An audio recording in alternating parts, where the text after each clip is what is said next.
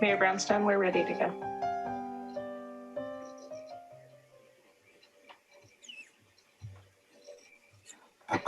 Let's see everybody for earlier than usual session of a special city council meeting on our priority setting session. And welcome members of the public. Glad to see we got a good number of attendees attending, and this is a great opportunity to help to involve the public in helping us set our priorities for the next 12 months.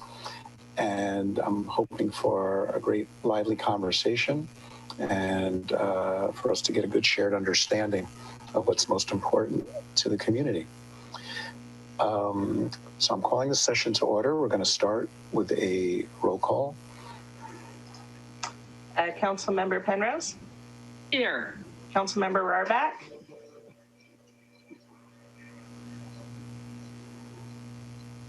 Councilmember Rarback? Here. Councilmember Jimenez? Here. Vice Mayor Reddick? Here. Mayor Brownstone? Here. You have a quorum. Thank you. Will I be turning this over to you, Bob, first to introduce our facilitators? Absolutely. Thank you, Mr. Mayor. Thanks, Bob. My name is Bob Nesbitt, City Manager, and welcome to the public members who are here today. I'm seeing 22 members in the audience, probably grow a little bit before we're done today. So yes, this is the council's priority setting workshop that we do once per year. We are a couple weeks later than last year. Everyone will recall we got lucky and did the priority setting a week before we went into lockdown. And so we did do it in person a year ago, but as everyone knows, times have certainly changed. But here we are, and it's perfect timing, I think, as we continue to come out of the pandemic and we plan for next fiscal year. And as the mayor said, this is for a 12-month period, but just as a reminder to members of the audience, we are on a fiscal year, and that 12-month period starts July 1. So this priority setting, which is so helpful to the council and staff, is really then for us to prepare the budget that the council will approve in June. That starts the 12-month period, July 1st, 2021. 2 years ago, we had a facilitator assist in this process, and that went well. Last year, right before the pandemic hit, we did it ourselves, and staff kind of led the meeting and did double duty. But this year, we decided to go back and bring in 2 facilitators. I would like to introduce Nicole Lance and Eric Bailey. They're 2 people I met recently, a couple months ago, and I was very, very impressed when I met them. And then that led to some meetings between myself and them and Matthew, and just became more impressed. And then the realization came that they might be just perfect for helping us with this exercise. So I think why it's so helpful is by having a facilitator, having Eric and Nicole come in and do this, it really relieves the rest of us. The council can concentrate on prioritization. This is your workshop to do that. Staff can concentrate on how we can meet your needs for the priorities that you come to, and the audience can spend their time, the community can really relax and think about what's important to them as the dialogue continues. And Eric and Nicole do all the work to get us there. They're at service to us, to you, the council, to the community, and to staff. So I'm looking forward to this process. I'm so happy that they're here to assist us. And as you will note on the agenda, it's a 2-part meeting today. We're going to do the prioritization like we always do. And then Nicole and Eric are also going to lead the council and the community members who choose to stay through a training on diversity, equity, and inclusion, which is a very hot topic this past year. So with that, I would like to introduce formally Nicole Land, and I will turn it over to you 2. Excellent. Thank you so much for having us. And Nicole and I always like to start with our favorite quote of all time. And it comes from Albert Einstein. And he said, "We cannot solve our problems with the same thinking we used when we created them." Now, this is often misquoted as Einstein's definition of insanity, doing the same thing over and over again, expecting different results. He actually never said that. He said this. And what it means is that as humans, as adults, we have this natural tendency to develop patterns of behaviors and habits. And then sometimes we get into trouble. And then, interestingly, to get out of trouble, we employ the same patterns of behaviors and the same habits, which makes no sense. And so if we want different outcomes, then the process needs to be different. And so Nicole and I, we love to do things differently so that we can get different or unique outcomes, maybe even sometimes better outcomes. And so we're actually not going to start with an explanation of who we are or why we deserve to be here.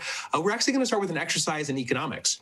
So first question for you, and you feel free to respond in the chat. What was the first U.S. company worth over $1 trillion? That's $1 trillion. There's a certain age group that loves that joke. All right, go ahead and let us know in the chat. I want to know two things and put them side by side. One, I want to know what is your level of confidence on a scale of 1 to 10. So 10 meaning I'm certain and 0 meaning I've got no clue. And then enter in your answer, either Amazon, Apple, Exxon, GE, Google, Microsoft, or Walmart. So go ahead and type your responses into the chat, your number and your answer right next to each other. Go ahead and type those into the chat. First U.S. company worth over $1 trillion.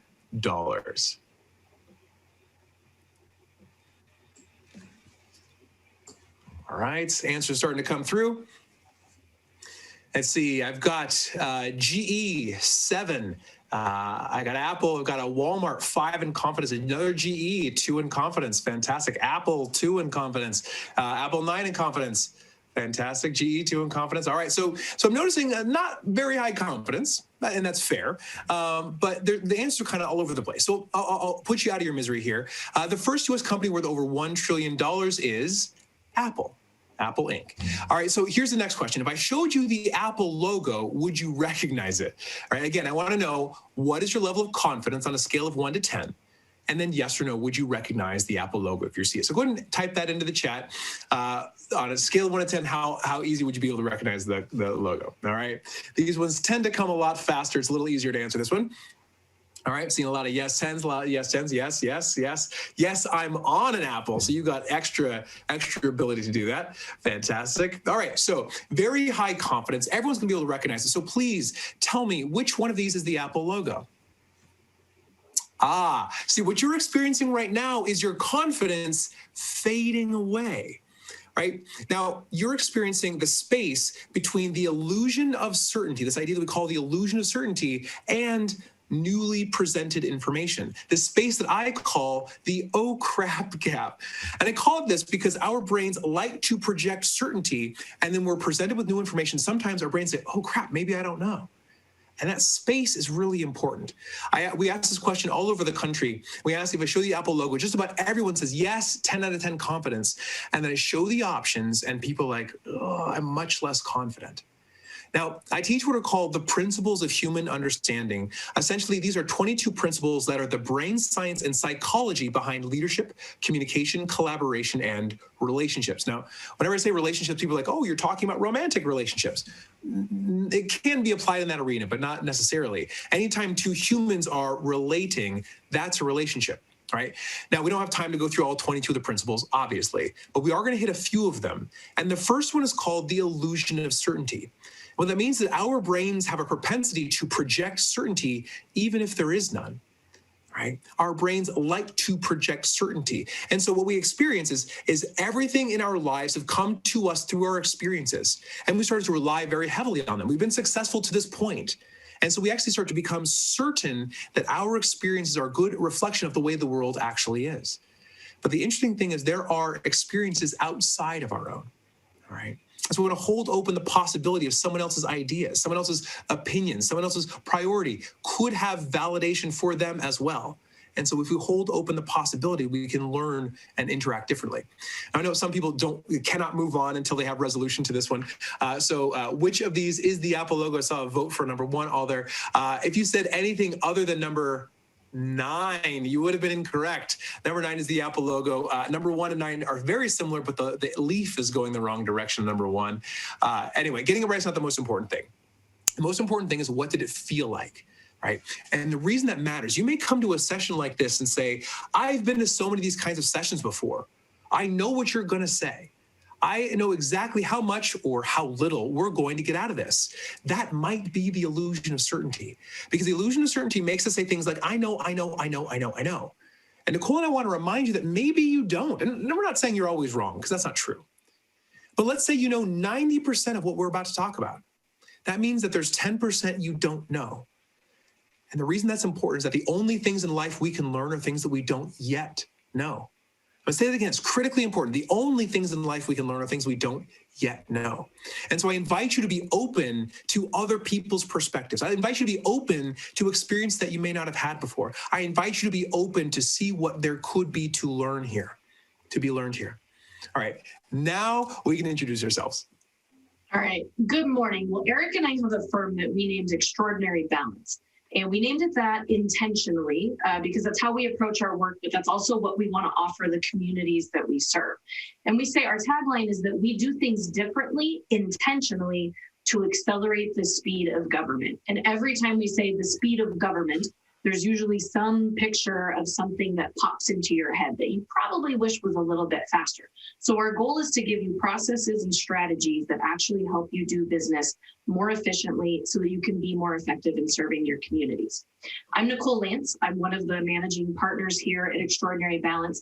And my background is primarily in local government. So from that kind of boots on the ground side, working in a variety of communities. We're based out of Phoenix, Arizona. So I grew up here, and this is where I've spent my municipal career, doing everything from managing the budget to running Parks and Rec, Public Works Director, and then final kind of culmination of my career as an assistant city manager before deciding that this is what I want to do full time. I'm also one of the founders of Arizona Women Leading Government, which is an organization dedicated to growing more women leaders in local government so that we have better and more equitable representation in the communities that we're serving here in the state. A little bit about me. This is my family. On this next slide, that's my stepdaughter, Micah, up on the top left. She's currently stationed in Norfolk, Virginia. And my husband and I thought, after 18 and a half years, wouldn't it be fun to just start from scratch? So that's my little one, Emerson, down on the bottom left. And that's the only normal picture I could find of my husband, Sean. So if you don't believe me, this was option 2. And if you still don't believe me, this was option 3. So there's an intentional reason the first one was selected.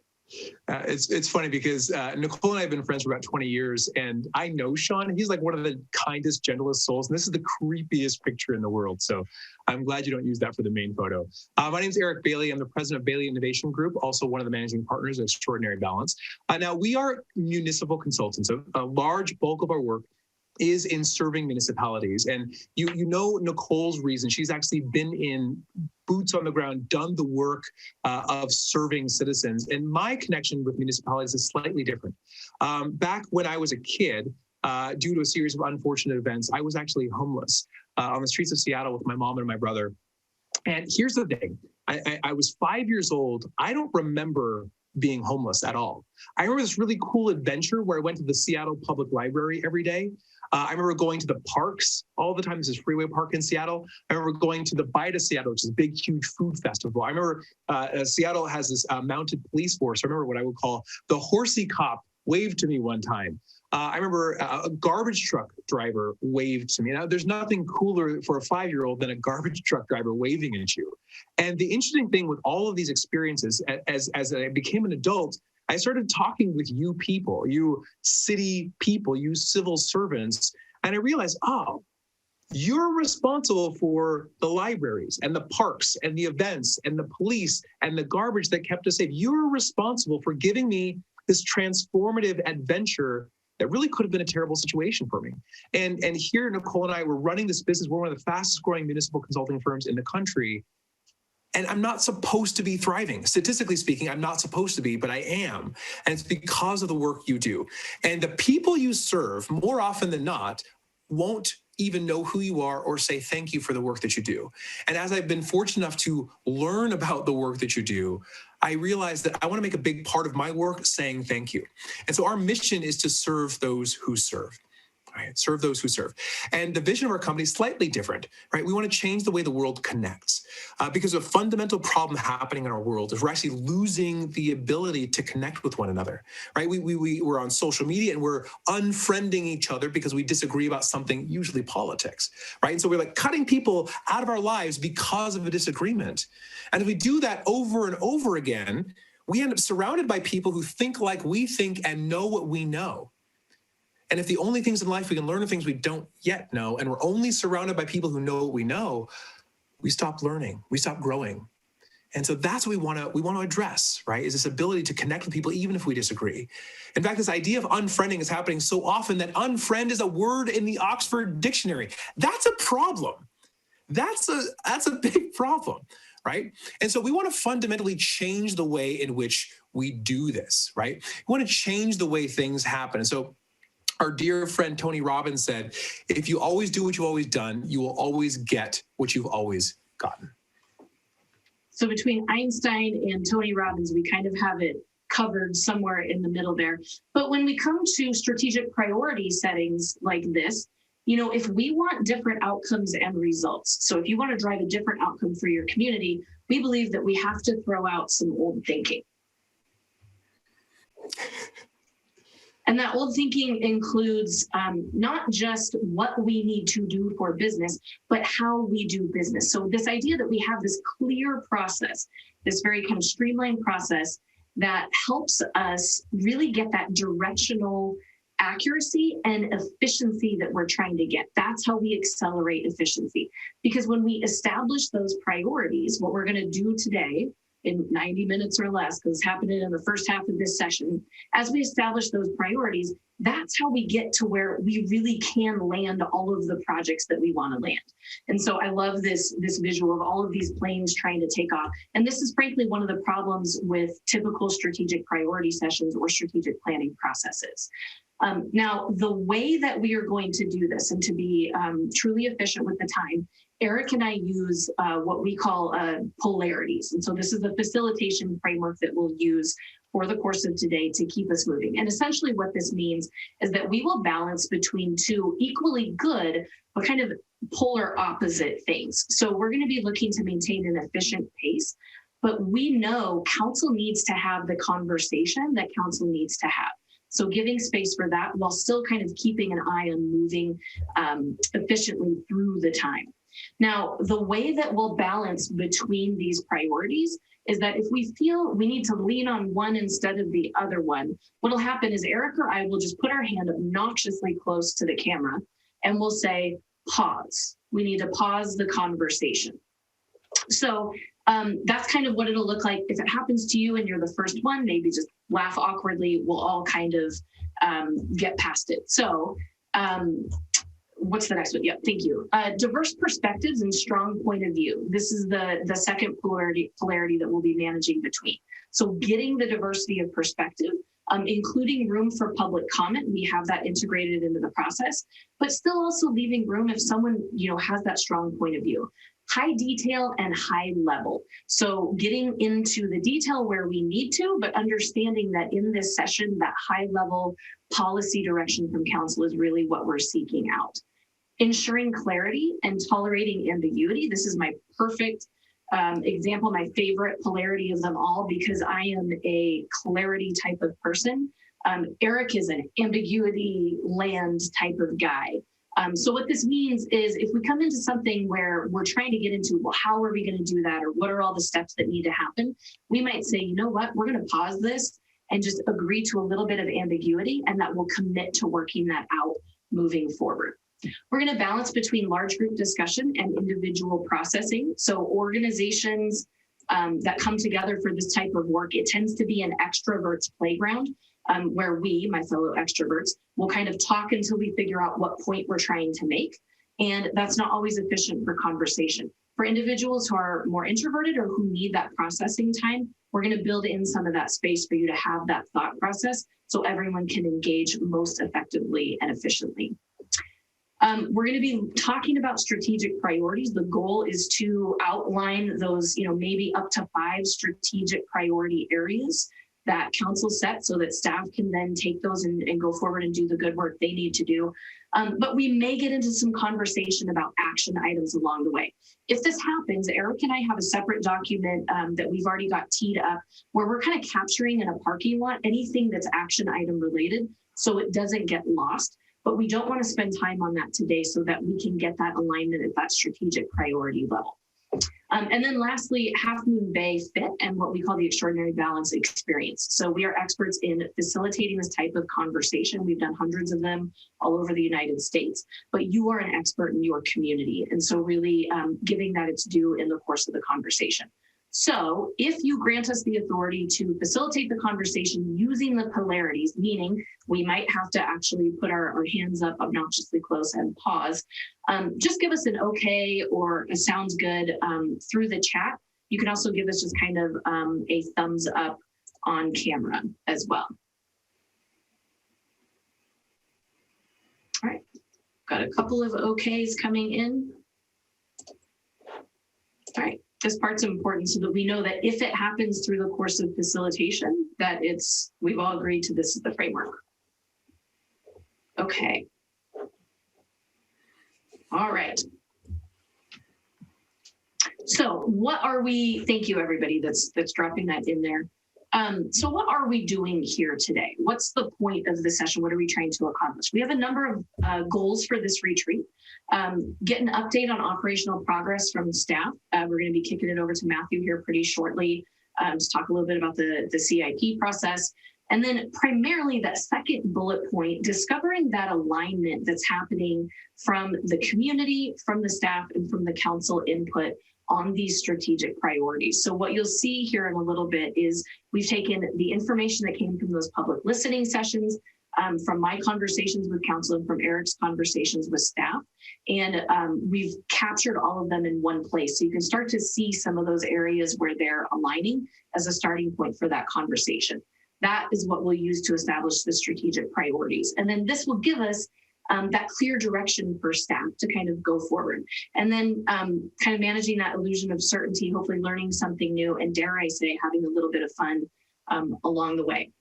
So let's kick it over. Matthew, I know you have an intro, but we want to move into the staff report out for this. And okay, thank you, Jessica. I just got a note from Jessica. For the members of the public, they were concerned they can't see the chat. So we'll move to thumbs up, just knowing that we've got most people here on camera. So if we have any more interaction, we'll do it that way. So thank you, public, for your feedback, and thank you, Jessica, for letting us know. All right, so Matthew, over to you to unmute and give us your intro.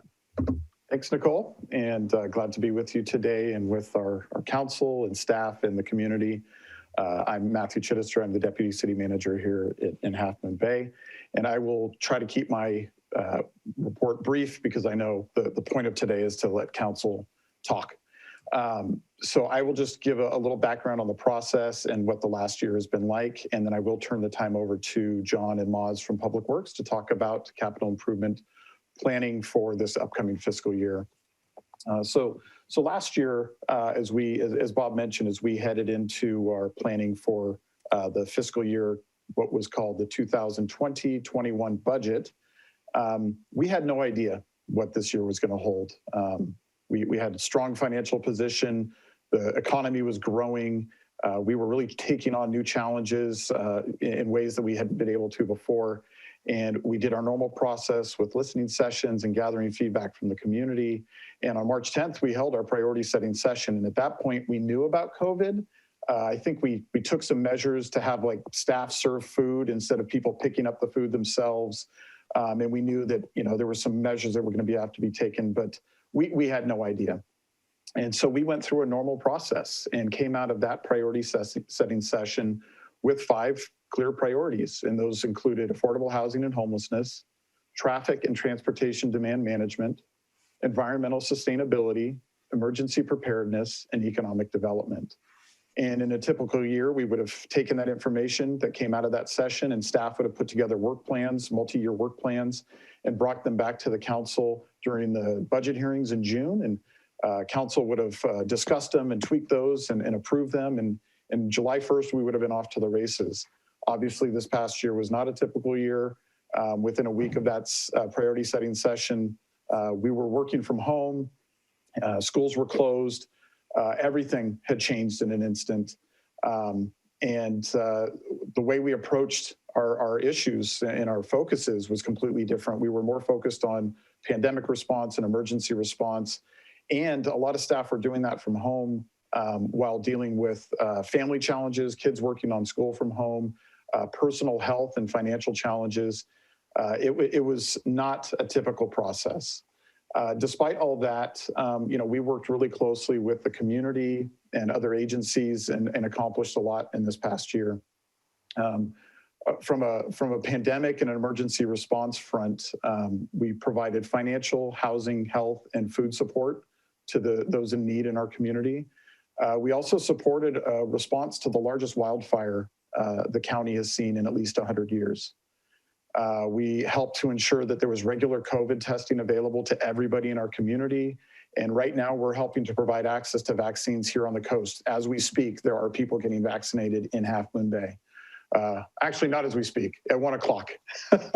Starting at 1 o'clock, people will be getting vaccinated again. We've also worked really closely with community partners to do what we could to respond to and help protect our community from the onslaught of visitors that came to find refuge at our beaches. We've had to adjust everything that we've done. Along with those, I think, pretty significant things that we were able to do this last year, we actually did accomplish a lot when it came to typical work, and some of those included the priorities that the council set last year. I'm just going to provide a few of the really impressive and high-level accomplishments. First and foremost, we adopted the local coastal land use plan, which is a culmination of a decade of technical work and community outreach. And it's currently with the Coastal Commission for certification. And that is going to change how we look at development and housing and the future of our coast side. It's a significant accomplishment, especially during the past year that we've had. We held our first district-based elections in Half Moon Bay and reaped historic results and passed an increase on our TOT tax that helps offset the impacts of tourism on our community. Public Works completed the construction of new vertical access at Poplar Beach, which increases safety and accessibility to our most popular beach. Significant progress was achieved on the development of a climate adaptation and action plan, and we passed a disposable foodware ordinance. We've implemented a new enterprise resource system that helps staff more effectively and efficiently manage financial and HR processes and permitting here in the city. We acquired 880 Stone Pine Road, which provides the city with a permanent and secure location for public works and emergency response operations. We completed the design and environmental review of the redevelopment of Carter Park, which will become a premier outdoor performance venue and community park, and puts us in a really strong position for fundraising and grants to help finance this really exciting project. We've also convened a community recovery initiative that includes a task force to help guide the entire coastside community towards immediate recovery from COVID and figure out what it will take to create a more equitable, vibrant, and resilient economy over the long term here. There's been a lot of work towards understanding and improving the relationship between the community and our law enforcement here. And we're halfway through the construction of the Highway 1 South project, which will improve safety for vehicle, bicycle, and pedestrian traffic, while also creating a beautiful and welcoming gateway to historic Main Street from the south. Now, this is just a short list of some of the big accomplishments, but I think what it really shows is how we as a community and organization have been able to adapt, collaborate, and pull together to do great work during these challenging times. And as we look at the coming fiscal year, we're dealing with significant impacts still from COVID-19, but we have the hope that life will get back to some semblance of normal soon as we see these vaccinations rolling out and infection rates shrink. But we also know that life is never going to be the same. The way we work and interact with each other in the environment has completely changed. And today we're going to talk about some of the plans to reinstate some of our important projects that we put on hold last year. but also talk about new ideas and concerns our community has shared with us. And extraordinary balance is going to help us determine how we can refocus our efforts and address the most important needs of our community over the next couple of years. So with that, I'll turn the time over to John and Moz from Public Works, and they'll talk about some of the capital projects that we're looking to reinstate and the process for doing that. And hopefully we'll be on our way. John? Thank you, and thank you, everybody, community, council members, mayor, and all. We're pleased to be here, and I'm going to turn this over to Moz, who will run you through our initial cut of what we think the priorities should at least start to focus on with the capital improvement program. We plan to return to the council on April 6th for a more in-depth dive to the specific projects. But primarily what you're looking at is a reinstatement of what had been originally planned for in fiscal year 2021. You, in your last council meeting on March 16th, integrated some of those back in and those projects. And so we've acknowledged that, and those are moving forward. And with that, then I'll turn it over to Moz, and he can go into a little more detail. But again, our emphasis today was simply to look at the breadth, depth of project work that's out there, and remind you as you're looking at priorities that from this requires a great deal of effort, a great deal of staffing effort, a great deal of consultant work, and all these things come into play as you're looking at the prioritization of wants, needs, and issues within the community and within the demands and desires of the community. Moz, thanks. Thanks, John. Matthew. Hi, everyone. I'm Lazar Bozerginia, City Engineer with the Public Works Department, and I'm happy to be here to provide this update on the city's proposed fiscal year 21-22 capital improvement program. As John and folks mentioned, I will be brief in providing this overview and hope to answer any questions you may have after this quick presentation. I only have a couple of slides to share that our folks have put up on there. So today we'll be giving a quick look at our efforts in getting ready for our annual update on these important projects and programs, as they will continue to be a major financial and staffing commitment for the city, especially as you start discussions around prioritization of expenditures and looking at the upcoming year. You will also notice, as Matthew and others mentioned, that many of our projects and programs listed do tie directly back to council priorities, such as our transportation and traffic demand management, environmental sustainability, and economic development, just to name a few. Taking a small step back from that, for those that aren't familiar, I just want to talk a little bit about what a CIP is. Just basically, it is a dynamic community planning and fiscal management tool. It helps us to coordinate location, timing, and financing of these capital improvements, generally over a multi-year period. Some of the individual projects are, as I mentioned, multi-year efforts spanning 2 or more years due to the cost and complexity of a project. There are also programmatic projects that we have, which generally carry over from year to year and encompass multiple smaller projects, such as the Parks implementation program. Since this is a quick snapshot, staff will be returning back to the City Council on April 6th to provide a more comprehensive presentation of the proposed CIP and to get more feedback and discuss next steps. So a little background, the 21-22 CIP resembles efforts from the fiscal year 19-20 more so than the past year due to the financial impacts of COVID-19, as Matthew and John mentioned, and a general scale back from spending because of the revenue uncertainty that we foresaw. In addition to the reduced investment in CIP, staffing needs to deliver the amount of projects were also slightly impacted, with some of those costs now captured within those individual project budgets, especially for the larger ones. And although we present this more thorough program today, staff will strive to deliver. Again, I just want to mention that it will be a challenge to deliver all of them. In a perfect world, of course we would, but the reality of unknown conditions, coordination with other agencies, environmental and permitting will have an impact at some point. And we will work diligently to get through those. As far as our rankings and methodology, as far as the tiering that's been set up here on the screen, as in prior years, the staff took a close look at each project and program from a number of aspects, such as the amount of grant funding that's tied to it, which tier 1 is a good example of, impacts to public safety, and among others to create this list overall. And again, there are some projects that didn't make it on this four-tiered list that are still in the CIP, which we will visit in more detail on April 6th. So back to Tier 1, it consists of our major multi-year effort projects with grant funding. These projects are large and come with delivery milestones tied to those funding sources.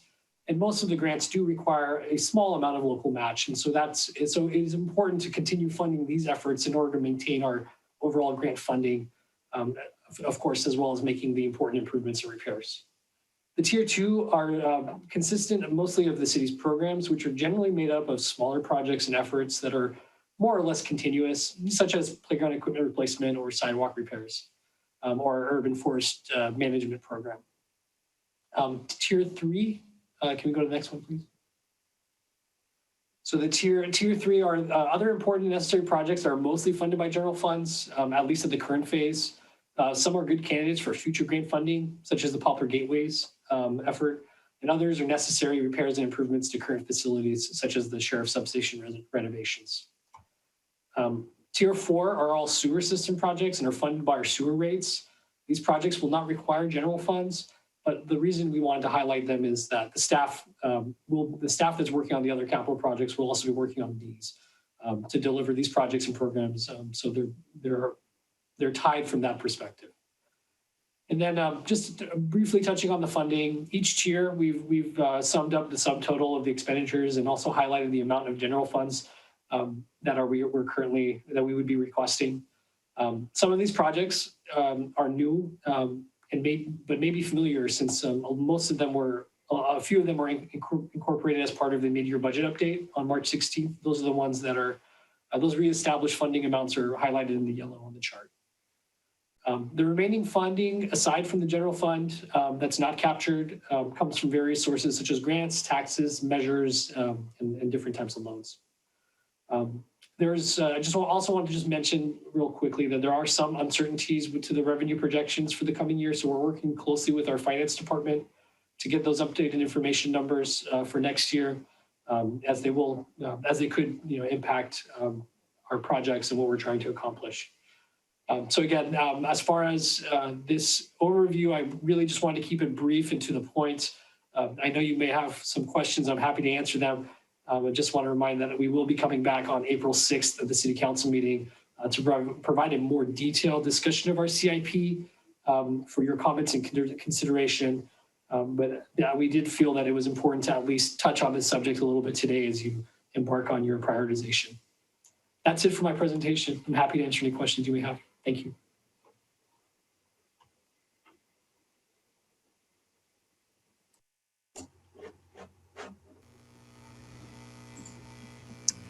Okay, I'm not seeing any questions unless we're missing them. If we are, please speak up. At this time, what we'd like to do is get into the feedback. So Half Moon Bay, you have embarked on this series of community listening sessions that generated a wealth of information and feedback. I was also able to connect with the council members. Eric was able to connect with staff.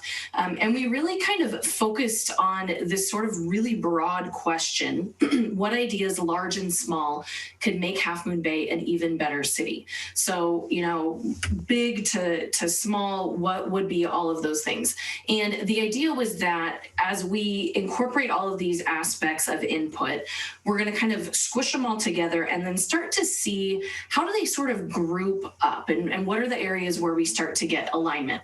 Now, for public comment, because we know that's an important part of this process, the idea is that we're going to move through looking at this kind of compilation of all of the data from the public input from the council and some from the staff as well.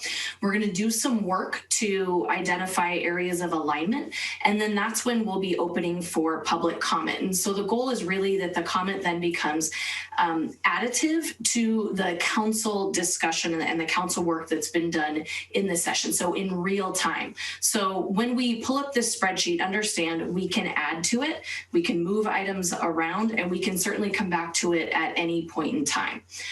Now, there's another polarity essentially that Eric and I utilize when we facilitate. It wasn't kind of captured in the initial ones, but we say background info and concrete work output. So if you're feeling at this session like, hey, are we going to actually do some work? Yes, we've just been living in the background information part of this. And so we're going to bring up this large spreadsheet, and Eric and I are actually going to go through and read these columns. That's going to feel a little bit laborious for you, possibly, but we do it for a very specific reason to accelerate the conversation later. Now, we'll go through, we're not looking for alignment, we're not looking for affirmation. This is not a laundry list of tasks for staff to now go do. What this is simply the capturing of all of that data that came through. When we go through, what we want to make sure is that everyone understands what the items are that are on the list. So for council members, if you have any questions as we go through, like, hey, I didn't understand that one in this cell, just let us know and then kind of unmute and jump in there, and we'll make sure that there's clarity, but we're not doing discussion and we're not looking for affirmation at this point. All right. One of the things to highlight through this is this list is compiled of individual ideas from a lot of people. So we have well over 100 individual ideas that come from council, that come from staff, and come from public input. And so just the sheer compilation of this was actually a fun exercise, and seeing where there may be some strong alignments and where there's kind of some themes that run through is kind of the favorite part of this for Nicole and I. So we're going to run through these and then we'll start processing through them. So again, if you have a question, feel free to unmute and ask, but we're going to run through each column by column and unless we are stopped otherwise. So first column we have focus on downtown vitality, more signage for downtown businesses, new larger trash cans downtown that are more aesthetically pleasing with separate recyclables, compost, and refuse. Make downtown more bike friendly, pedestrian mall downtown. Encourage new businesses downtown, partner with downtown business associations and chamber for downtown revitalization discussions, continue to support efforts of downtown revitalization committee. New housing should be in the downtown area and restricted to low income and extremely low income. Small grants for downtown businesses for upkeep. More electric vehicle charging stations, develop proper town square. We need a city center, and more city hall, move city hall off of Main Street. All right, so the second column, Eric saves the long ones for me to read. More visible signage, Highway 92 in Maine, move the Half Moon Bay sign at the end of town, move Half Moon sculpture to the park, welcoming default banner for street poles outside of special events, address the trash issue, especially at the jetty near Surfers Beach, large trash containers at the beach, bike and pedestrian mobility, infrastructure for safe transportation to schools, develop plan for addressing tourist trash and traffic, creative ways of communicating with various populations, youth, homeless, etc.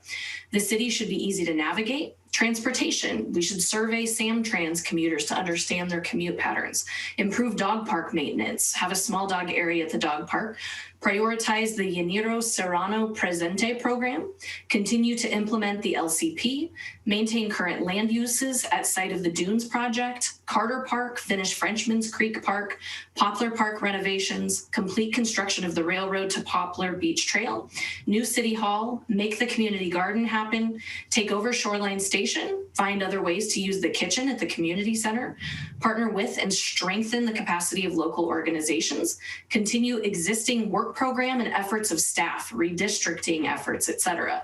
Ensure reliable internet is available citywide, create farming co-ops to help them learn how to run the business side, provide startup and small business support to encourage new and existing business growth, collaborate with the school district, have a robust parks and recreation department, continue ongoing support of the community grant program, ensure community resilience and meet the needs of most vulnerable populations, and establish a community health/resilience/equity fund to expand social capacity. All right. All right, the next column, public should feel safe. Specific efforts to hear from Latinx community. Encourage more active citizen involvement, advisory committees, etc. Include Latinx community more fully in council priorities. Ensure adequate, appropriate, frequent training for sheriff's office, law enforcement, community member relationships, ride-alongs with law enforcement, Create a hotline for those who think police have who have wronged them. Police have wronged them. Continue emergency preparedness efforts, COVID response, financial, mental health, business implications, responsibilities, vaccines, etc. Continue emphasis on public safety initiatives, healthy aging policy. Seniors, focus on health, inclusion, equity, long-term care, and economic security. Partner with co-side seniors to adopt local master plan. Support for aging populations dealing with isolation, better access to health services for seniors, beach safety and education, signage and resource rescue devices, more activities for seniors, implement the new CERT grant, address wealth inequality and haves and have-nots, build stronger community identity, build trust within community, focus on substance abuse awareness and response, develop partnerships for substance abuse responses, mental health awareness and response programs, create space for checking in on community mental health, explore Oakland program for mental health and professional response to police situations, prevent or treat youth addiction, increase recreational areas for youth, prevent and treat more youth addiction, provide more youth activities and extracurriculars, enhance partnerships for youth services, recreational, mental health, etc. Okay, fourth kind of grouping. And again, when Eric and I looked at this was just kind of our things that seemed to flow together. This is what we're going to be modifying in this next kind of section. Okay, thank you, Eric. Self-sufficiency and sustainability, commerce, recreation, farming, local food, jobs, meaning tech, non-tech, office, non-office. Continue execution of current sustainability projects, ban the sale of single-use plastic, ban the use of gas leaf blowers, ban the use of single-use plastic in Half Moon Bay.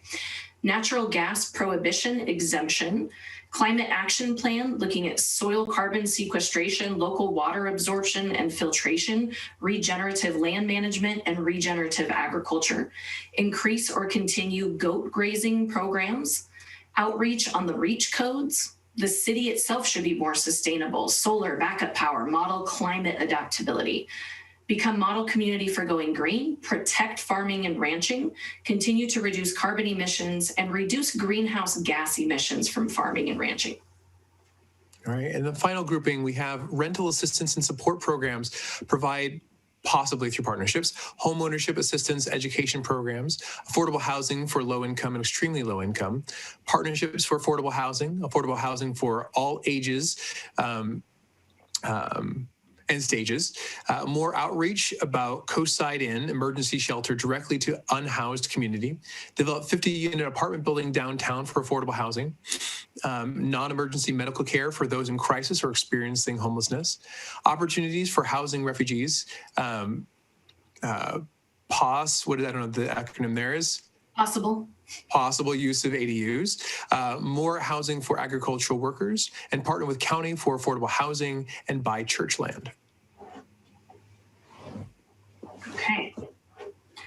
So that is in a ugly but functional spreadsheet, the compilation of the input that was received. So first question to council, is there any item that you heard or saw and weren't sure what it meant or would like some clarification?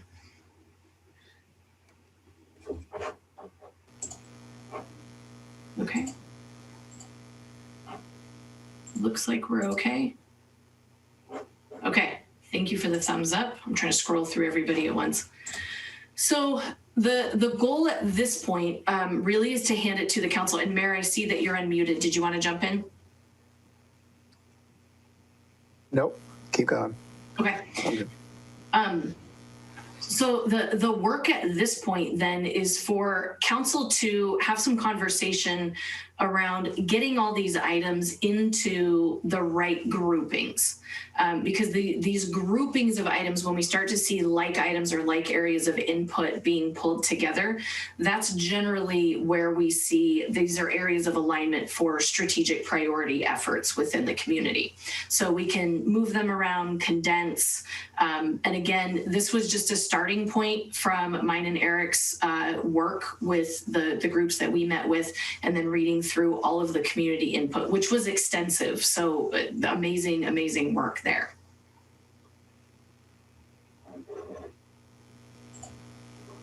So as you go through with kind of looking through how we read them, those kind of groupings, are there ideas on here that may belong in a different group? Sometimes organizations will actually collapse a group into another. But as we start to kind of shift them around and see where things fit and feel, we'll kind of gain some clarity on alignment and prioritization.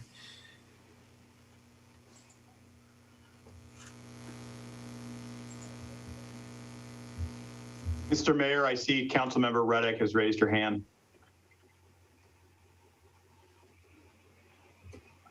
Go ahead, Councilmember.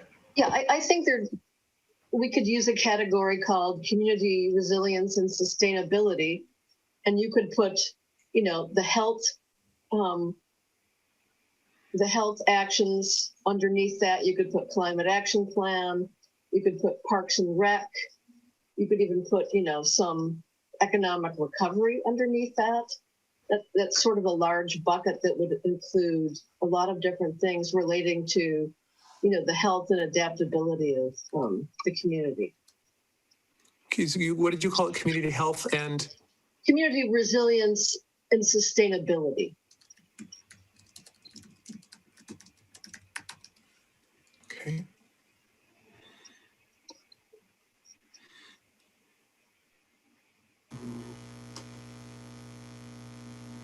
So a lot of those items from column G and column C, most likely maybe towards the bottom of column C. No, column E, sorry.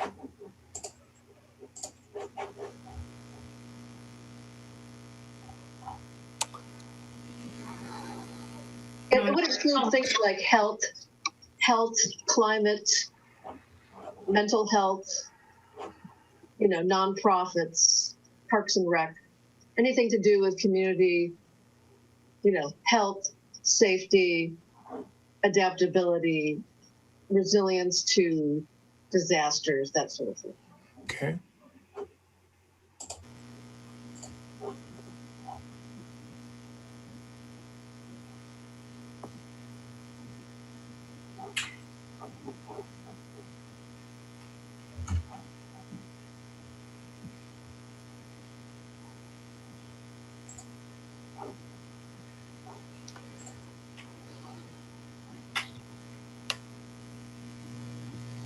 Okay. We'll slowly start moving those things over here. Any other thoughts along those lines?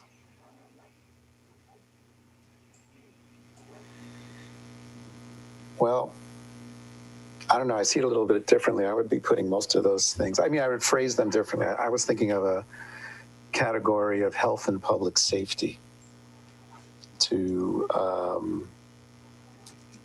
put a lot of those pieces. One, keeping the public safety issues around policing, and then a lot of the health issues, because I think health and public safety together generally go very nicely together. Part of public safety are all the health issues. We're still in COVID. There's a lot of issues in that category around seniors. Public safety also includes a lot of, health also includes a lot of the mental health issues, not just physical health. COVID creates both physical and mental health issues. So I saw a lot of those issues lining up together. There were pieces around drug opioid issues, which line up closely, both as a physical health issue and also as a mental health issue. So and we currently have a public safety subcommittee.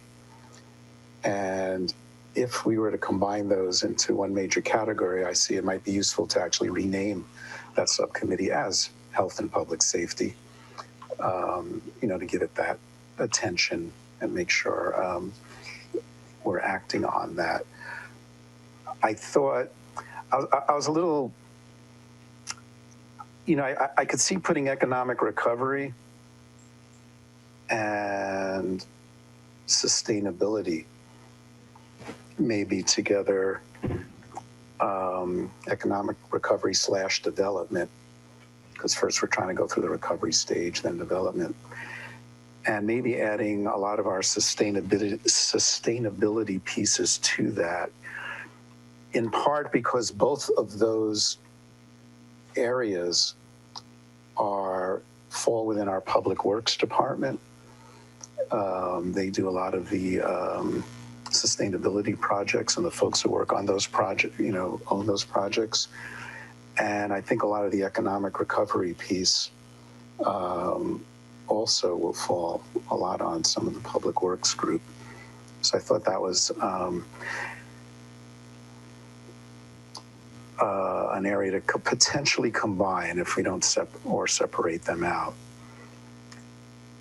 And I thought emergency preparedness, we've had a lot of issues. We've had a lot of emergency awareness emergencies in the last 12 months, including COVID, including life-threatening fires. And that's in addition to our normal state of emergency awareness with earthquakes. I mean, It wasn't bad enough. Luckily an earthquake wasn't combined with that, but that almost, for me anyways, it feels like a separate category that in and of itself. And we are already underway revamping our emergency operations strategy.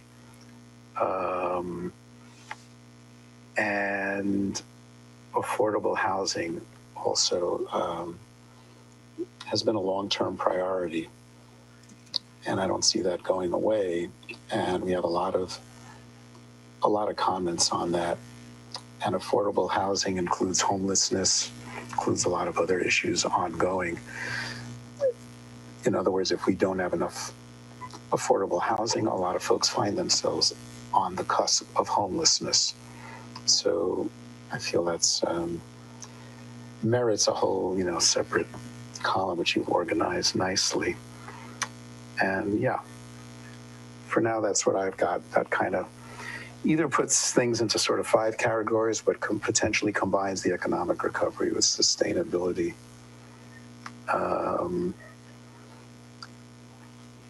Mayor, is there anything else that you would add into emergency preparedness? I mean, there's a couple of direct references I'm scanning through. But yeah, it's hard to me to see that whole spreadsheet. But I mean, would you put like signage and rescue devices into that, or are we thinking emergency like the natural disaster, the bigger scale?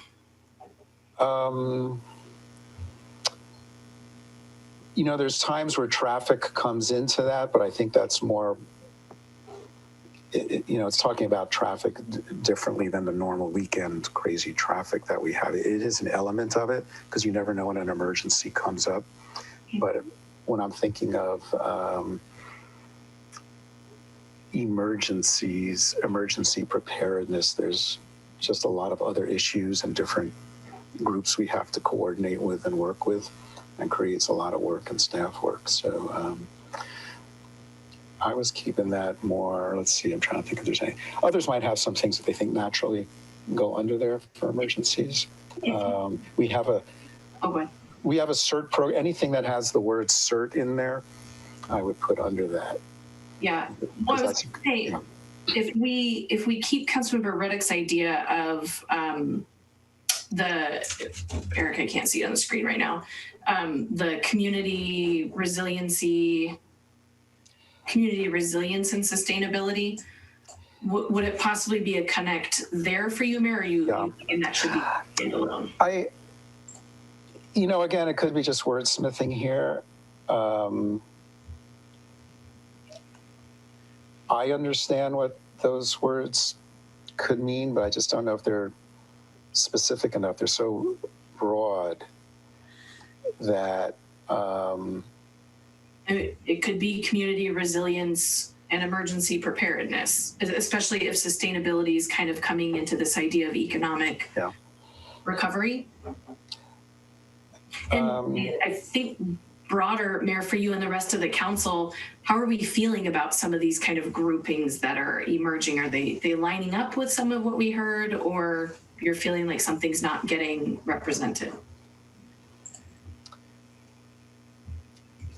And Nicole, I see that both Councilmember Jimenez Yeah, let me has look up. raised Yeah. his hand, and so Yeah. has Councilmember Reddick.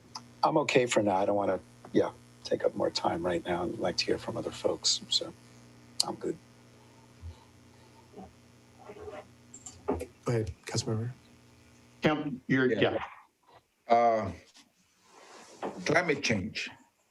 Climate change, would that go under emergency preparedness? Would that have to do, would you combine that? Because understanding climate change, it was affecting, the fires that we recently had. In the understanding, of what's causing, our climate change and how can Half Moon Bay actually contribute, in educating our community about what climate change is. I think that's sustainability. That's what often people think of. I mean, that's where their heads go, climate change issues, but that's. Councilmember Reddick? You're muted, Debbie. I don't want to lump climate change and environmental sustainability with economic recovery necessarily.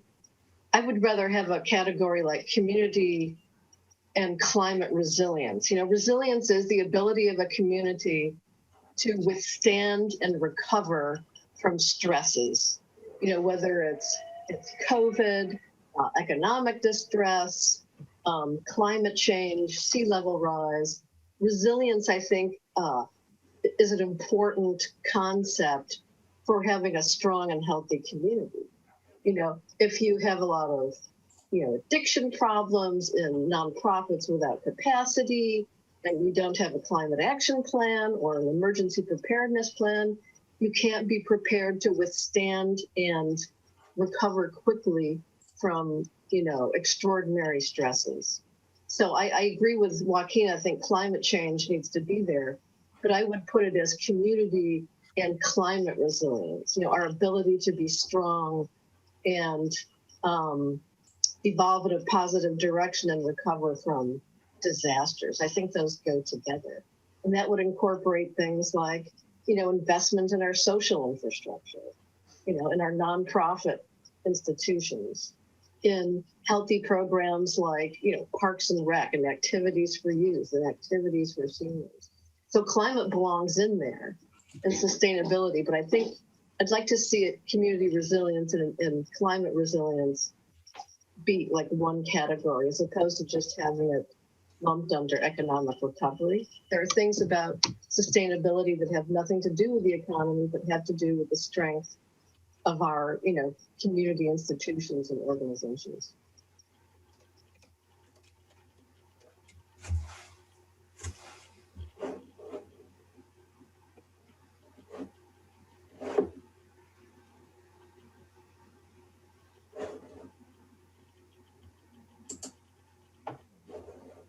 I have a quick comment. I want to make sure Councilmember Rarbeck and Councilmember Penrose get their shot, but this is something that immediately jumped out at me. It's pretty fast, and the facilitators would not have known this, but clearly you, as you grouped all these, you started to group them into categories. We all noticed that, and you put an item called the Llanero Serrano Presente in the second column. And this is something you would not know. This is a program that was submitted to the city about 10 months ago by a group of community members, and it specifically deals with the intersection of mental health and policing. So just when I looked at your categorization, it looked like it was in the wrong column and probably should be moved one column to the right. So that's just a quick comment. And then I just also wanted to acknowledge I recently was at a compelling presentation that connected sustainability and emergency preparedness, just like you heard from Councilmember Jimenez and Councilmember Reddick. Very compelling argument of those two and how they're intertwined. So I'm just underscoring the comments that we heard from Councilmember Jimenez and Councilmember Reddick just now. Thanks.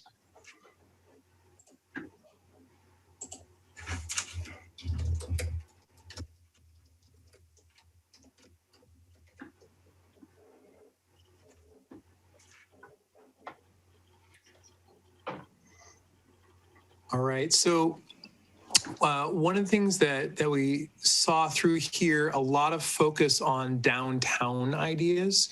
Not a ton, but a decent amount of focus.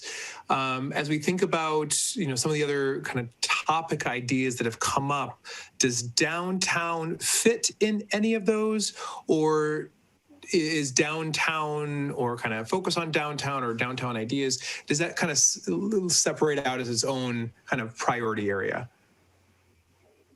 I think that's definitely under economic recovery and development.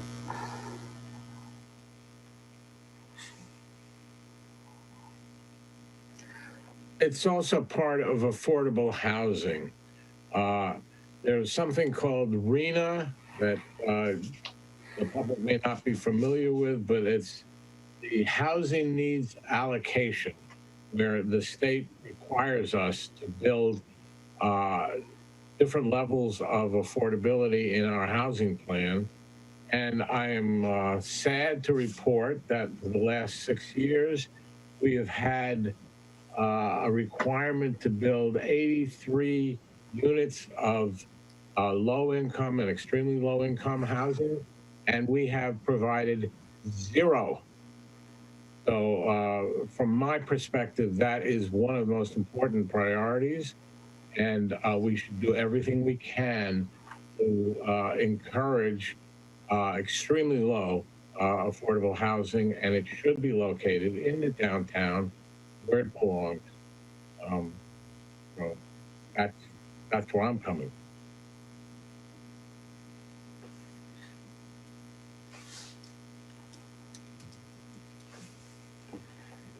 So what I did just now is I moved this idea kind of from this grouping of downtown to kind of businesses and chambers and stuff, and I moved it into this idea that seems to be developing around affordable housing. But I didn't want to lose what you just said there, Councilmember, about downtown affordable housing. So I modified that one a little bit to put the word downtown to keep that spirit in there. Good.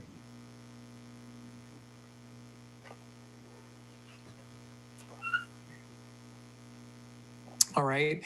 Some of these categories here around bike, pedestrian, dog parks, park renovations, community center, internet, parks department, et cetera. What are you all feeling about that that grouping of ideas?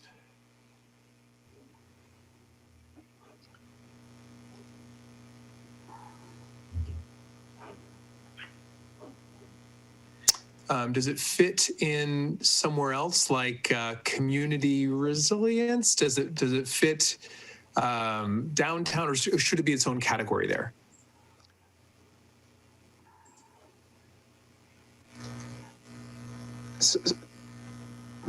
Councilmember Ruddock, was that where you had mentioned earlier that those types of things were possibly part of that kind of community resilience approach? And just to clarify, you're looking at column C, is that correct? All the items in column C? Correct. Yeah, got it. I don't know if those all neatly fit into one other column, actually, but Yeah. I'll have to split them up.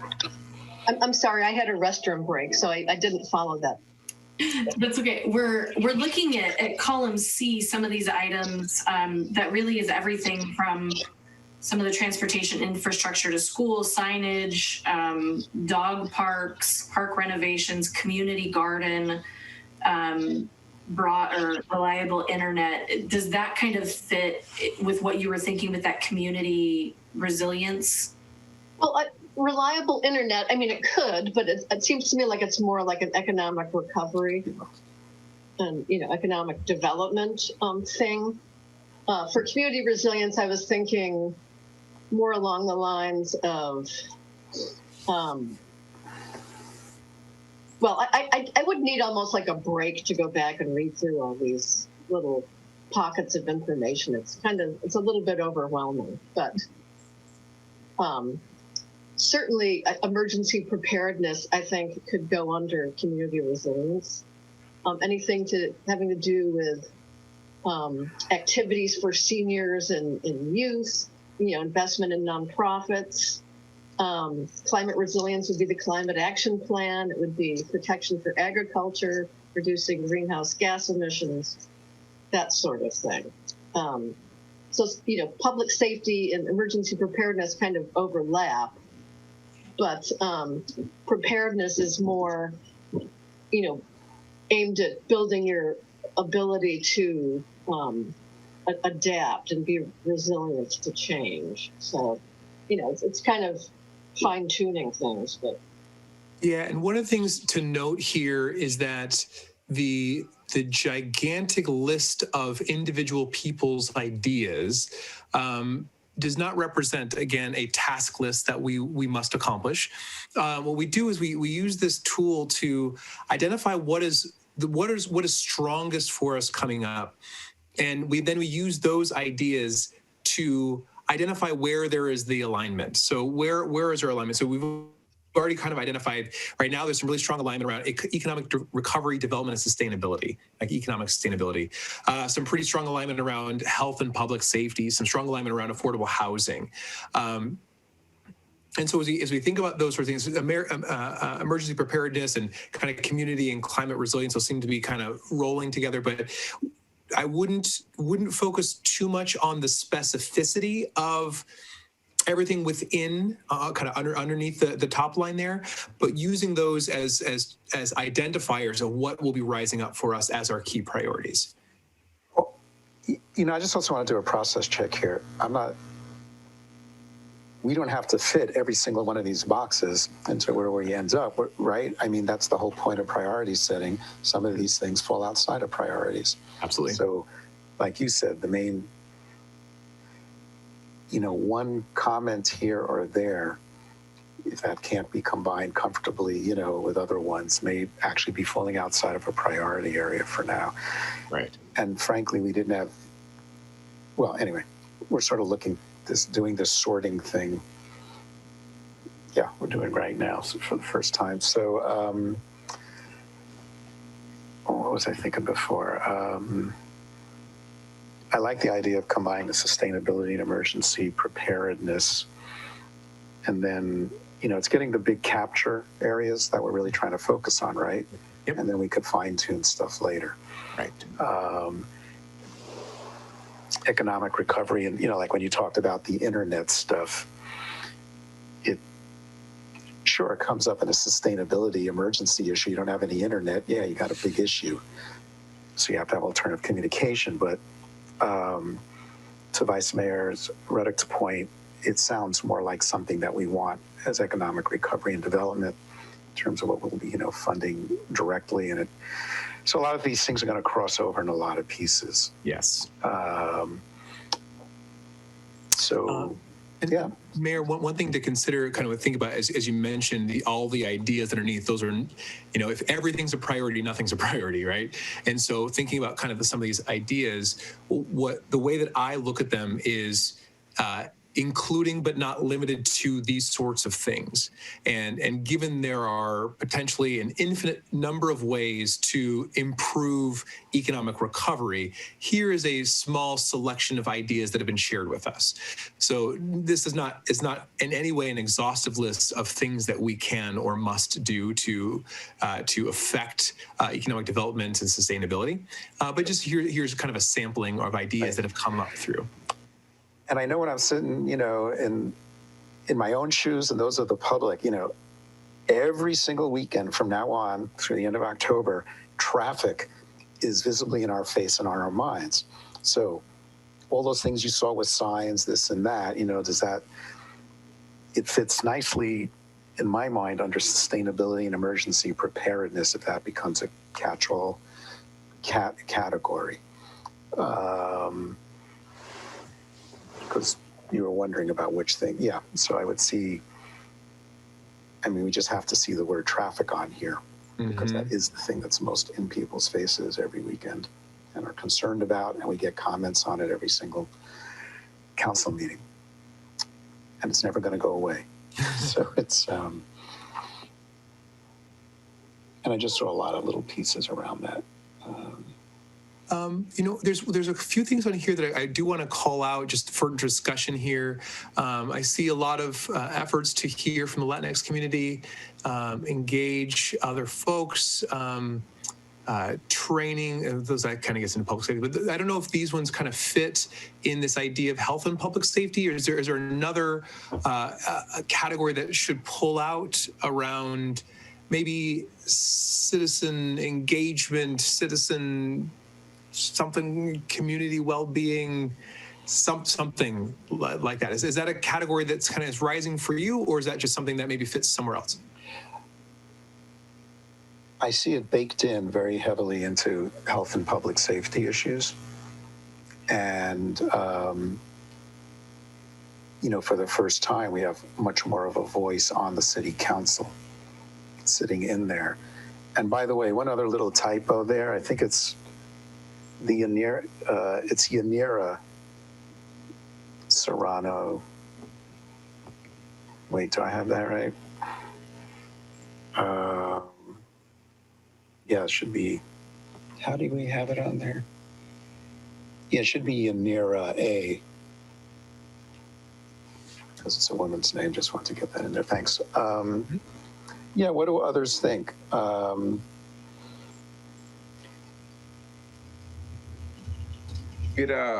We go over each of the columns and just go over them again. Just kind of read through the items within them? Yes, please. Okay. All right. So right now, kind of in the category that's kind of coalescing here on A is economic development, economic recovery, development, and sustainability. Focus on downtown vitality, more signage for downtown businesses, new larger trash cans downtown that are more aesthetically pleasing, make downtown more bike-friendly, pedestrian mall downtown, encourage new businesses downtown, partner with downtown businesses and chamber. Continue to support efforts of Downtown Revitalization Committee, small grants for downtown businesses for upkeep, more electric vehicle charging, process downtown housing applications expeditiously, develop proper town square, need a city center, move City Hall off of Main Street, ensure reliable internet available citywide, and that's what we have for column A.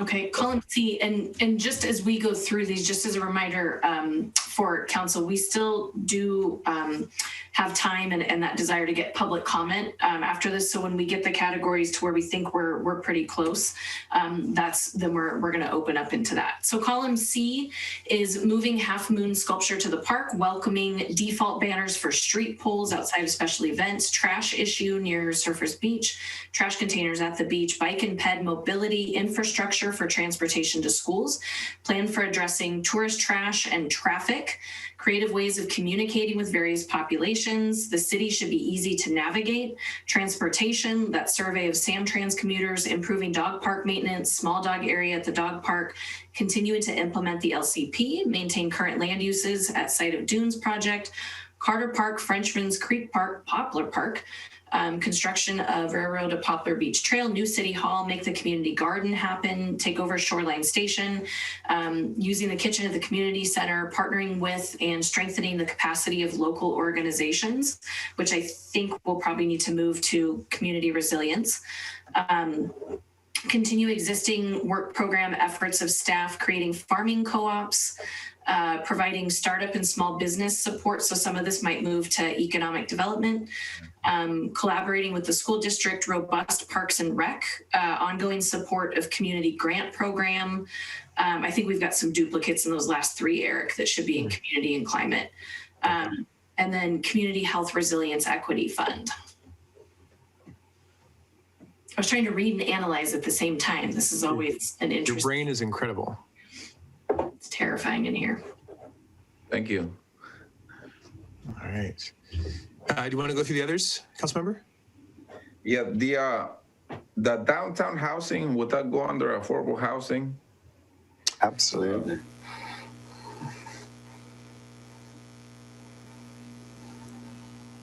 This one here? Yeah. So that one. Oh, wait a minute.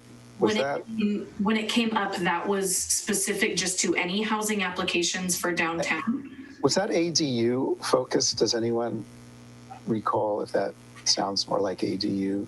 That one, I'm the one that typed that in. It was not specific to ADU. It was more general. Yeah, Debbie, you want to unmute? Because it sounds... It can live in both places. I was thinking, their community development department has been working with several applicants on housing proposals for the downtown area. So I was thinking of those, getting those built, getting housing built downtown of any sort. Of any sort, yeah. And Mr. Mayor, if I may, just to underscore a very important comment that Eric made just a few minutes ago, they're not necessarily individual tasks here. And what I'm seeing, and it's not surprising, both affordable housing and economic development are rising up to high-level priorities. And so whether what we put under each category, we can certainly work on later. The fact that housing and economic development seem to be rising up, affordable housing in the downtown is kind of both, but staff will figure out, if something hits two categories, that's not a bad thing.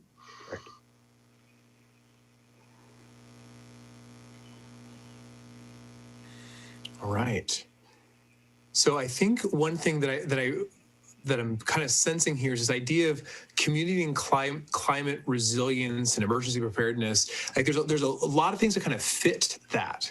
And as I think through some of these ideas around here, around parks, I think that if we are adding parks, are we thinking that we're adding in increasing our community resilience, right? So I think that it may be covered in that space. It could be pulled out as a separate one, but it seems like it's settling into kind of four of the kind of the key areas are economic recovery and development and sustainability, health and public safety, community and climate resilience and emergency preparedness, and affordable housing. I mean, those are pretty solid. I'm getting confused between the overlap between the terms. Sustainability and community and climate resilience, because these words, generally in these conversations, these words get a little bit interchangeable, And when we've done, what do we mean by sustainability? Is that when we've had other listening sessions, there was not a shared understanding, because often it tends to be more around climate issues.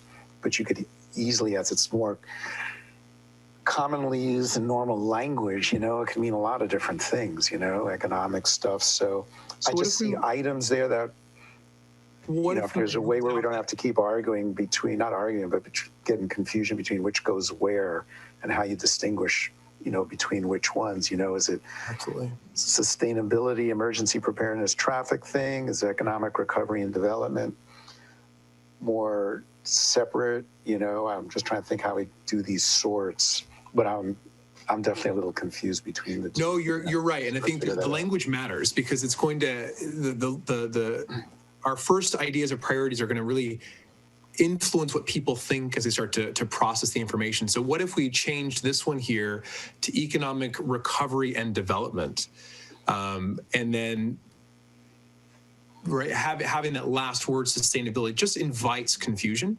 And if we don't have that idea of sustainability or resilience in that first one, then talking about community and climate resilience and emergency preparedness, that actually removes the this or that, kind of the duplication of the words. Does that help clear things up if we remove it off that first one?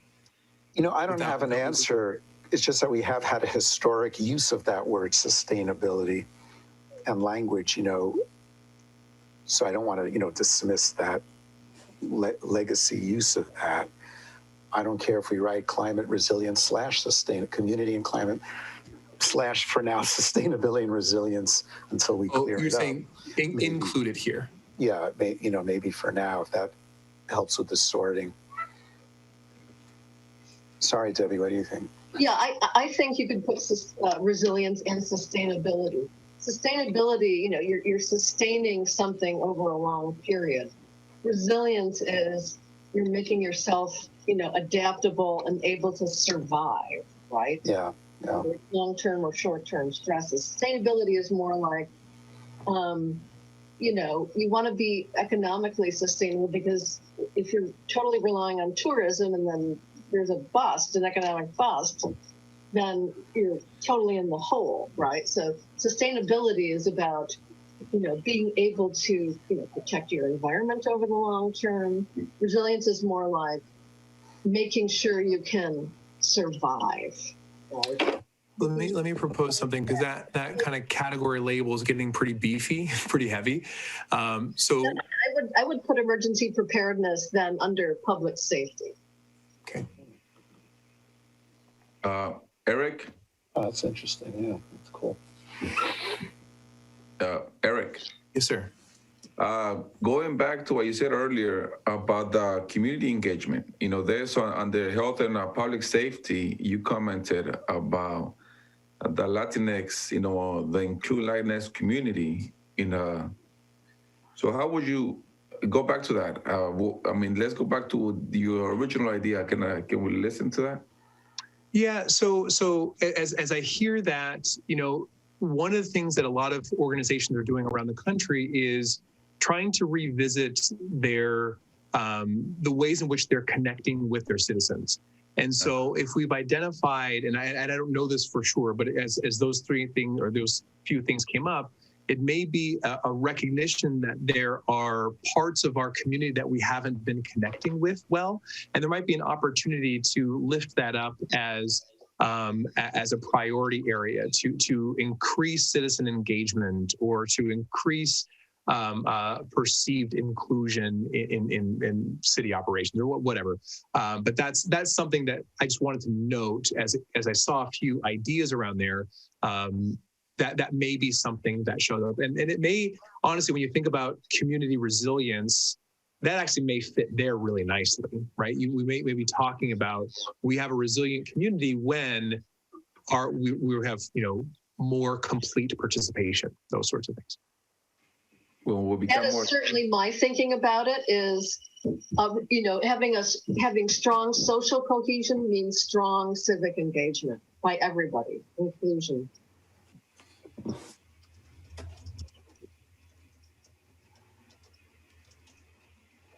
Does that feel right, Councilmember Jimenez?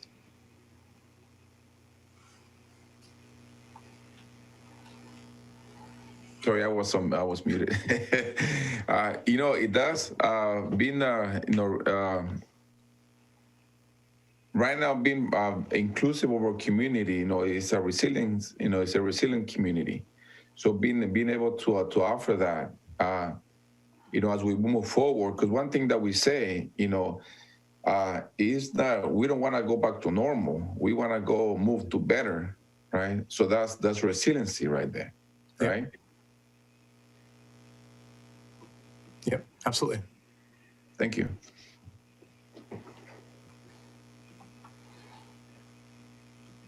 All right. This is the toughest part, folks. It is so hard to separate these out. It's like, if we get hit with an earthquake, that's a heavy piece of emergency preparedness. Mm-hmm. And as like Vice Mayor Ruddick said, we want to make sure most of us are still alive for at least 6 weeks in case nobody can come out here and help us because we're kind of isolated. Mm. Yeah, that's pretty much being resilient, from its most basic level. So it's hard, to clear them up. But the bottom line is we know we're not going to lose anything regardless. Right. Oh, it feels like regardless of which categories we put this stuff under, it's important that people feel like all their comments and the stuff we're going to get later have been heard. And if we don't get everything completely sorted out in these 3 hours, it's a continuing conversation, but I think it's a lot of good work so far. And one of the things, so Nicole and I, we do this work a lot, and when we see lists like this, very complete list. But if you look, there's just already so much alignment. And considering we gathered this information from 3 separate groupings of people, that's a tremendous signal to how your city and your organization operates. And so that we're kind of settling into these 4 kind of key focus priority areas that are inclusive of all of the kind of disparate individual thoughts is a testament to who you are as a city. So we do this a lot, and oftentimes it's a lot more difficult to get here. So this is the hard part, but you all have done a great job. So I believe, Mayor, unless there's additional, and I'm trying to kind of scan, we're probably ready for public comment. And given the amount of public input that really helped build this, kind of taking that into this next kind of additive conversation around what council has kind of just identified here. Okay. Well, let me make sure, Jessica, are you ready for some public forum activity here? Oh, Yes. Deborah, will you say, I see your voice. Hang on. Deborah, I see your lips moving, but we can't hear you. Are you talking to us, or? Because you're muted.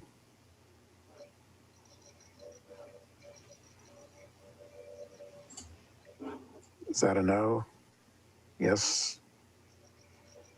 Councilmember Penrose, did you want to? I'm sorry, did you ask me a question? I saw your lips moving, so I didn't know if you were speaking or trying to tell us something. No, I was telling someone that I couldn't take their phone call. Okay, thanks. Appreciate it. Okay, so ready for public comment? Jessica, do we have, and depending on how many, oops. I have 4 hands raised at the moment. Okay, if everyone who's interested could please raise their hand so we get a sense of. We have 10 at the moment. Okay, so I think we spoke about if we have this many people, we're talking about doing 2 minutes each. Up to you. I'm happy to set the timer to whatever you wish. 1, 2, 3, 4, 5, 6, 7, 8, 10. What do you think, Bob? I know because we're already an hour and a half, so. I would agree. Try to set it at 2 minutes, Mr. Mayor. Yeah. Okay. Let's set it at 2 minutes. See how that goes. Okay. First up, we have Carlisle and Young. Hi, can you hear me? Yes. Great. I just want to let you know the chat box is disabled. I could have probably put some questions in to help, move things along. And also just as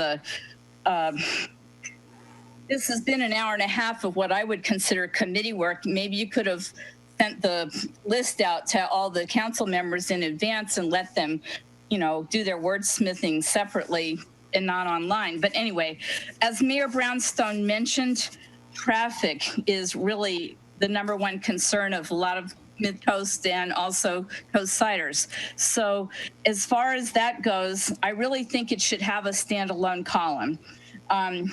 There's so many different categories that traffic touch. Economic recovery. If you can get here, you could spend money. But right now, when I take a look at Waze app and I see it's going to be 45 minutes for me to get down to Half Moon Bay, I'm going to shop in Pacifica, no offense. But that's a thought, if you would address the traffic issues better, then you might get more business in from locals when there's a lot of gridlock. As far as health and public safety, when you guys did your land use update, you negligently did not address emergency evacuation. And if we were ever to have a terrible emergency that caused everyone to have to evacuate, and let's say all the tourists are in town on a nice sunny day, you really need a plan for that, and you really ought to put that at the top of your list. But it goes under health or public safety, but it's really under traffic too. Climate resiliency, you have to consider I'm sorry, maybe I can't read my notes. Highway 1, coastal retreat at Surfers Beach, that would still be a traffic issue because you have to plan for it and think about the circulation problems if suddenly, you know, there was a huge sea level rise, unanticipated, you wouldn't be able to get people down the highway very easily. So mainly, I think as far as helping Main Street, that's economic recovery, but good circulation will enhance businesses. If you can get people down to the main part of town and you have a good circulation, then you could get some more economic recovery in that regard. As far as a traffic study goes, I don't know when the last time you guys really evaluated traffic, but it would be good to have a traffic task force. You say it's the #1 comment everybody brings up at every council meeting. Maybe you guys should evaluate roundabouts. They're a lot more sustainable because there's no traffic, you know, just sitting there with exhaust, and so there's less greenhouse emissions and it keeps traffic moving, especially from side streets where I think some of the big traffic accidents are people really frustrated trying to get out onto the highway and some other person is coming along and gets smashed into. So I know my brother lives in Sedona, Arizona. Carly, could you please think about wrapping up your comments? Oh, I'm sorry, I didn't even look at the clock. I was looking at my notes. I was just going to say that the circulation in Sedona, Arizona, with all the tourist traffic they get is great because they have a lot of cross traffic, but every single intersection is a roundabout. So I think you should consider that. And of course, as far as climate change, there's always the possibility the sewer plant's going to have to be moved. Thanks. Sorry. Can you undisable the chat so if people have more thoughts, they can type them in? Is that a possibility? How does that work, Jessica? I'm not certain how the attendees can participate in chat. I know there's an option for them to view the chat, but I don't know if there's.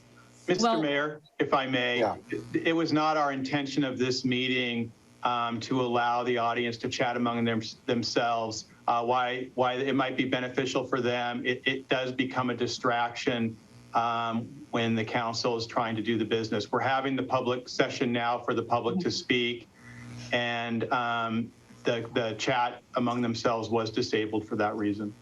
I meant for questions.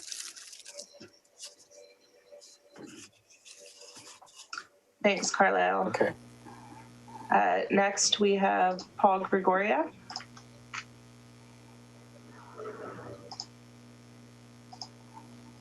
Paul, you have 2 minutes. I think I'm unmuted now. Am I? Yeah, we can hear you. Cool. I just wanted to kind of support what the mayor had to say earlier. In terms of these categories, the committee, the category called health, public safety, and emergency preparedness, I take health off there. In other words, public safety and emergency preparedness are close cousins anyway. And emergency preparedness is a response to an immediate emergency. It's how to survive in the face of a wildfire, flood, an earthquake. And it's not like, I don't think, community health or resilience, with all due respect to Councilmember Ruddick. I think they're different types of animals. And I would take the category called, well, let's see, I'm not sure what it's originally called on that spreadsheet, but I'd create one called Community Health and Resilience. Community health would include things like community mental health, which I think is terribly important, and we're in a big deficit on that one. It would combine things like citizens' cohesion, participation, belonging, community building could be part of that. So community health and resilience makes sense to me, and public safety and emergency preparedness also makes sense to me. That's kind of what I got. It's very hard, by the way, as a participant to be watching. It was almost impossible to make sense out of that big spreadsheet, which was running around back and forth, up and down. And the idea of not being able to have any input at all. I was late to the meeting. I was over the hill because we have few healthcare resources on this side of the hill, and I was at a doctor's appointment. But it's been very difficult to try to follow the whole thing. but I hope I made a small contribution. Thank you. Thank you, Paul. Appreciate it. Next, we have John Mosley. John, you have 2 minutes. Hello. Am I unmuted? Yes. Hi. I'm speaking as the president and chairman of Coastside Immigrant Advocacy Group. And I very much enjoyed your discussion, observing your discussion.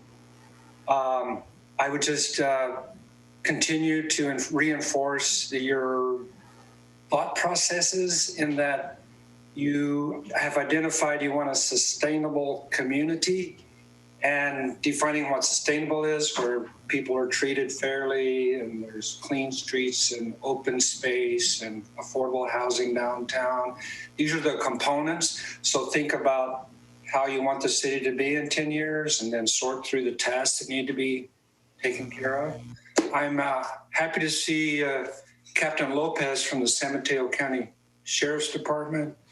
My major concern as representing the immigrant groups is whether or not the sheriff is still participating with federal immigration agents in the jails, and how the communication between the department and the federal people are with detainees, and whether or not the federal agents are alerted to the status of immigrant status of potential current sheriff's detainees. And we want to encourage the sheriff's department. We want to encourage the city. It's not going to cost any money on your part, but if you can collaborate with other cities within the county and have the department, the sheriff's department, have shared data and be transparent, which would copy the San Mateo County City Police Department, it would be a real sign that there would be a collaborative effort and that the police are actually cooperating with the community and making this a very safe and sustainable, beautiful place. And that's all I have. Thank you. Thank you, John. Appreciate your comments. And next we have Allison Little. Allison, you have 2 minutes.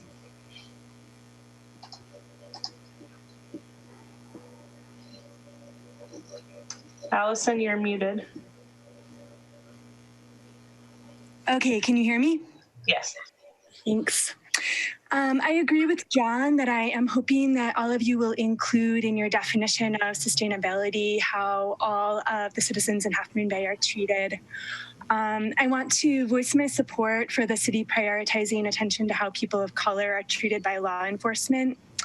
I really want the city to stand up strongly against racial profiling and prioritize de-escalation training for law enforcement and residents, more cooperation with mental health professionals, and also provide support for local residents who feel that they're not getting the help they need or are being treated unfairly by law enforcement.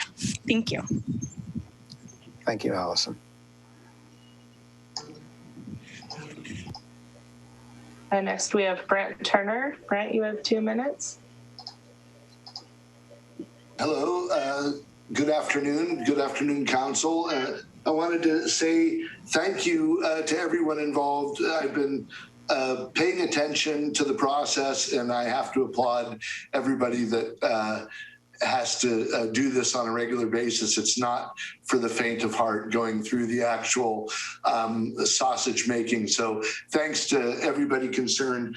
I have no complaints here. I was glad to see a lot of things highlighted that seem like common sense. I think we have to put a little asterisk about our use of the word, the sustainability part. Of course, environmental sustainability has a certain vocabulary attached, which I think is well defined by either LEED or the U.S. Green Building Council. So if we're talking about buildings and such, that's a good place to get that definition. Other than that, I'm always an advocate for the health and safety of the people first, and because it looks like we're heading into the light and getting past the pandemic. but until there's a complete all clear, I think we have to have special sensitivity toward the health and safety issues in this particular environment with the pandemic still occurring. So other than that, thanks to everybody for doing the hard work, and hope to say hello some other time. Thank you. Thank you, Brent.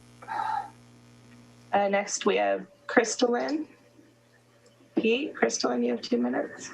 Hello. Thank you so much. I see so many great items on there in regards to the business community and focusing on downtown, which you know is my most favorite part. And so I don't really have anything to add to that or take away from that because I think it's fantastic. I did notice that, wow, those Excel sheets are ginormous. And there is a little concern on spreading yourselves and staff too thin. So I do hope that in narrowing these things down, although literally everything on the list is important and vital and amazing, I just hope that we can work on prioritizing thinning things out a little bit just to make sure that we have things to settle on and can actually show a real forward movement on some things. I think Harvey hit it right on the head earlier when he made mention that it's been 6+ years since there's been any movement on some home mandating, and I do think that some of that is just being spread too thin. So I love everything that's being worked on. I think you guys are amazing and awesome, and I just want to make sure nobody gets burnt out. Thanks. Thank you, Crystalline. Appreciate that. And yes, we don't want people to get burned out. And remember, not everything is being done all at the same time under these lists of priorities. We do have periods where we focus in on something specifically because of a million reasons and budgets and other things happening, and then times where we're not focusing on other priorities. So they're all priorities within a year, but they're not all done exactly at the same time. So I appreciate that. Next. We have Linda Goldstein. Linda, you have 2 minutes. Hi. I am a member and articles curator for the Immigrant Advocacy Group. And I'm not sure which category you would want to put this in, but it's more transparency by the sheriff in reference to ICE. That's it. Thank you very much. Thank you, Linda. Next, we have Stacy. Stacy, you have 2 minutes. Thank you, everyone. Thanks for the opportunity to participate in the priority setting. This is an important moment in the city. I want to acknowledge the good work that's been done by Bob and Matthew, and they're kicking off the Public Safety Committee that began last summer on the heels of some horrific events on the national level. The design of that work was extremely well done because of the I would consider it massive amounts of priorities that the city is juggling. We at Coastside Families Taking Action are concerned that that effort has been stalled. And as these things have been a concern through hundreds of years of our country, we are really hopeful that here in the town of Half Moon Bay, that we're able to make progress on concerns with how people of color might unintentionally experience interactions with our law enforcement community.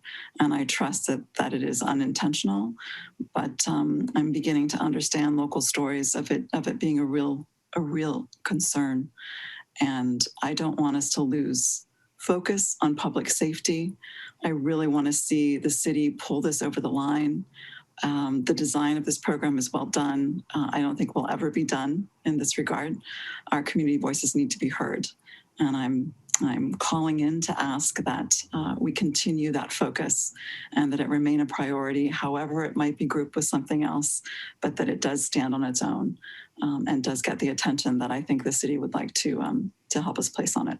Thank you.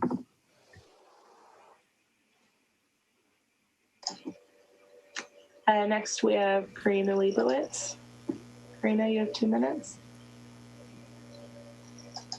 Good afternoon, everyone. Hope you can hear me. So I'm also calling to speak about the importance, to my mind, of the public safety task force that the city put together last year, and the importance of prioritizing completing the work on the task force, and then when it's done, implementing the initiatives that arise from that work.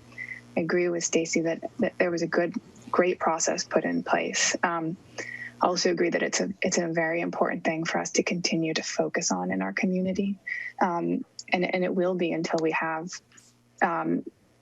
the best shining beacon example of relationships between our law enforcement and every single part of our community. I do want to say, I appreciate all of the hard work that not only the city does, but the sheriff's office does. Hard jobs, and none of this is meant to be a criticism of that, but there is still work to do, and I think it's important that we prioritize it. In working on this, we have learned that it's been hard to move it along as fast as we would like because of all of the priorities. So I'm very glad to see that public safety is up there on the list.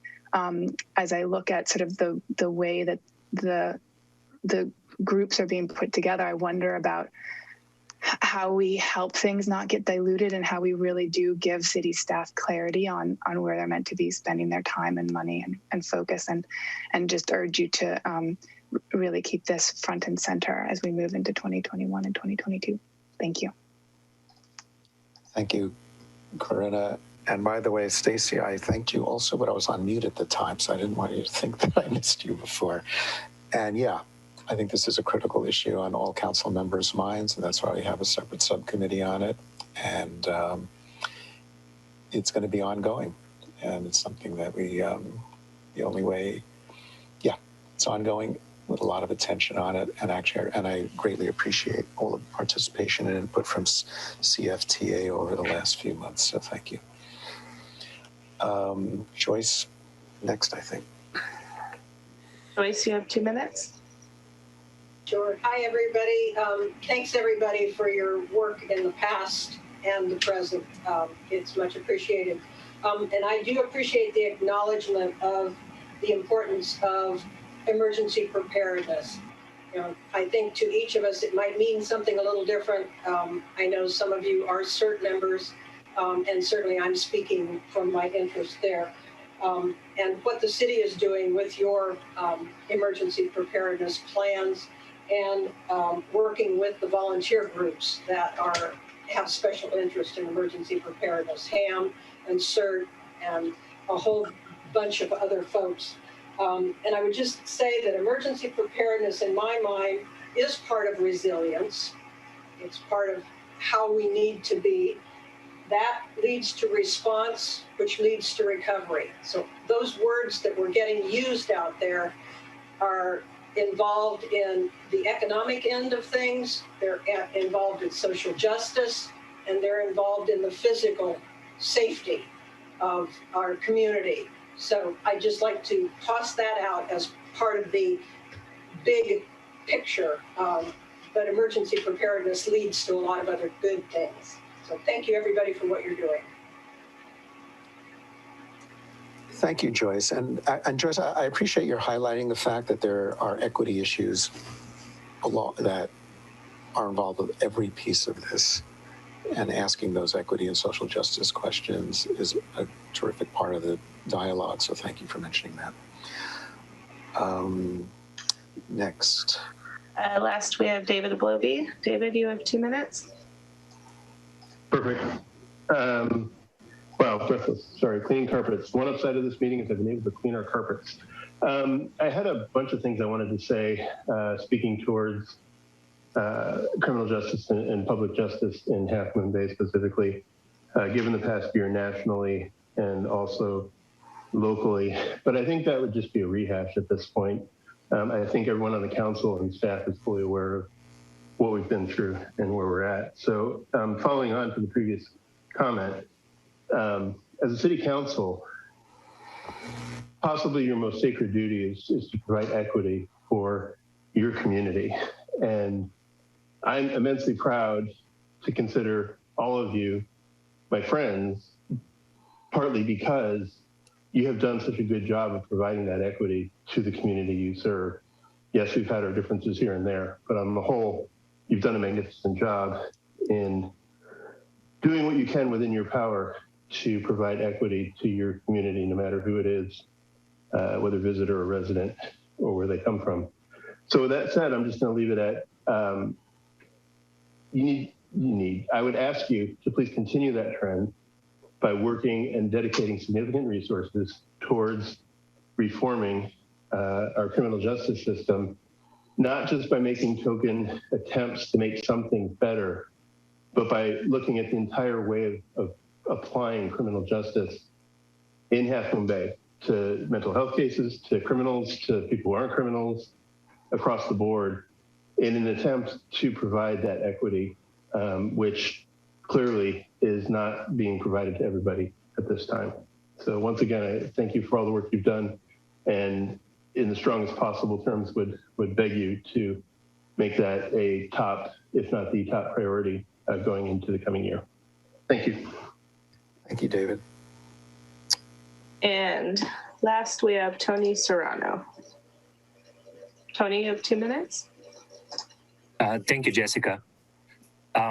Just wanted to stop by and highlight the work of the city of Half Moon Bay and the council members they have done for the past year. The city of Half Moon Bay has been through a lot through the past couple of years. So I really commend the work of the city staff, the city council members in trying to tackle all these priorities. And I also want to voice the support of the Yanira Serrano Presente program. It seems like the priorities that we have here would encompass what we have proposed in the Yanira Serrano Presente program last year. So I just wanted to stop by and voice my support for the Yanira Serrano Presente program. Thank you. Thank you, Tony, for stopping by and chatting with us today. Appreciate it. And I think that's it. That's the last hand. So we will now conclude. Mr. Mayor, if you don't mind, if I could jump in and possibly make a suggestion for a pivot at this point. We're hitting the 2-hour mark. Yep. And so I do think it's probably a good time for a 5 to 10 minute break.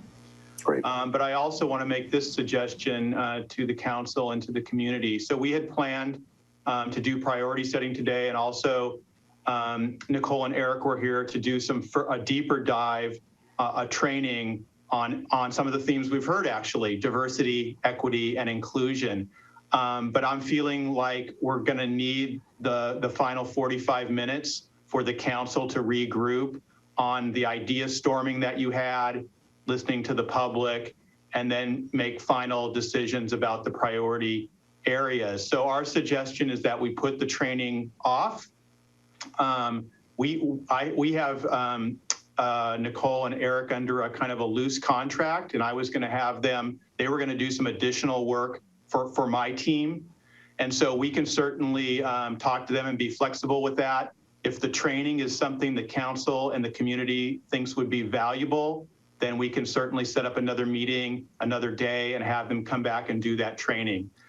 So that would be my suggestion at this point, Mr. Mayor, about a 5 to 10 minute break, and then we can come back and guide the council through the final kind of half hour, 35 minutes to pull everything together. Agreed, and I love the idea of putting the training off. So in fact, maybe the timing of the training might be an evening session where we can have more people who might be available. So let's talk about that, or a week, we'll figure that out. Thanks. So let's take a break till 1:10. It's now 1:03, so come back in 7 minutes.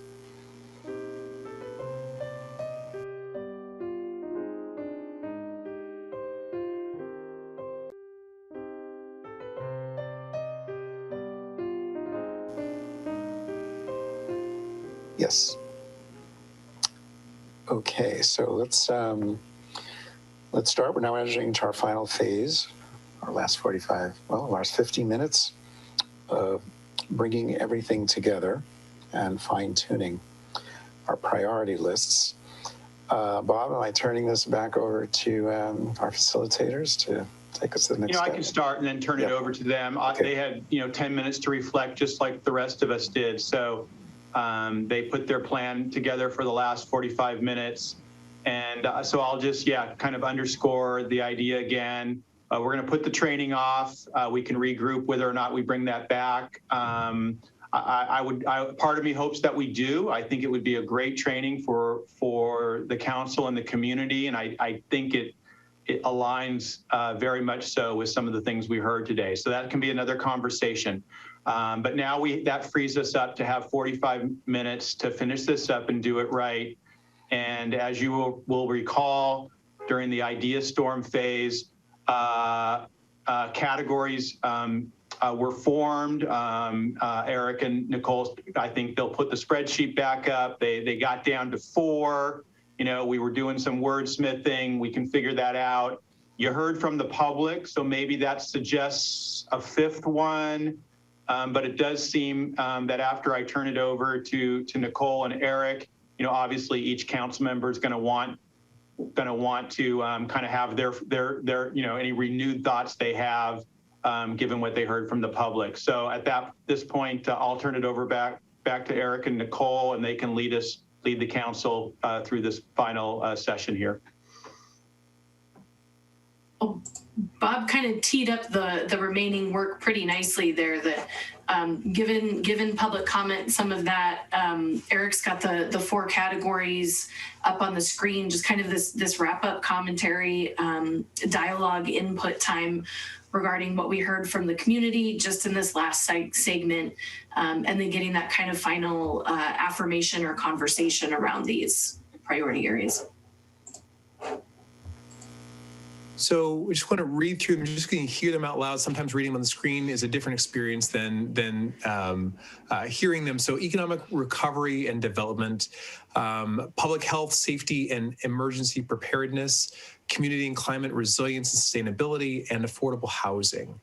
And so there was a lot of great public comment, and Nicole and I do this all over the country, and it's always good to see really engaged public. And I think one of the things that at least stands out for us is the level of respect of that engaged public. Says a lot about the relationship between council staff and the citizens which you serve. So again, we're always looking for indicators of the culture of a community. So kudos to you there. But kind of given that input, I don't know if y'all were taking notes. We have some notes here, but given the input, does that or the thinking that we've done over the break, does that solidify any things or bring up any discussions that we want to have around kind of coming to completion around what are our key priorities for the next year? Deborah. Yes, I'd like to say that I'm probably alone in my feeling about this, but a lot of what we have done is a lot of talk. I think the wordsmithing was of very little use. I think coming up with broad categories that are as highfalutin as these are is useless. And I would like to see us attack our strategic priority list with actual plans to actually do something. And I'm sorry, but that's my opinion. No, please do not apologize for your opinion.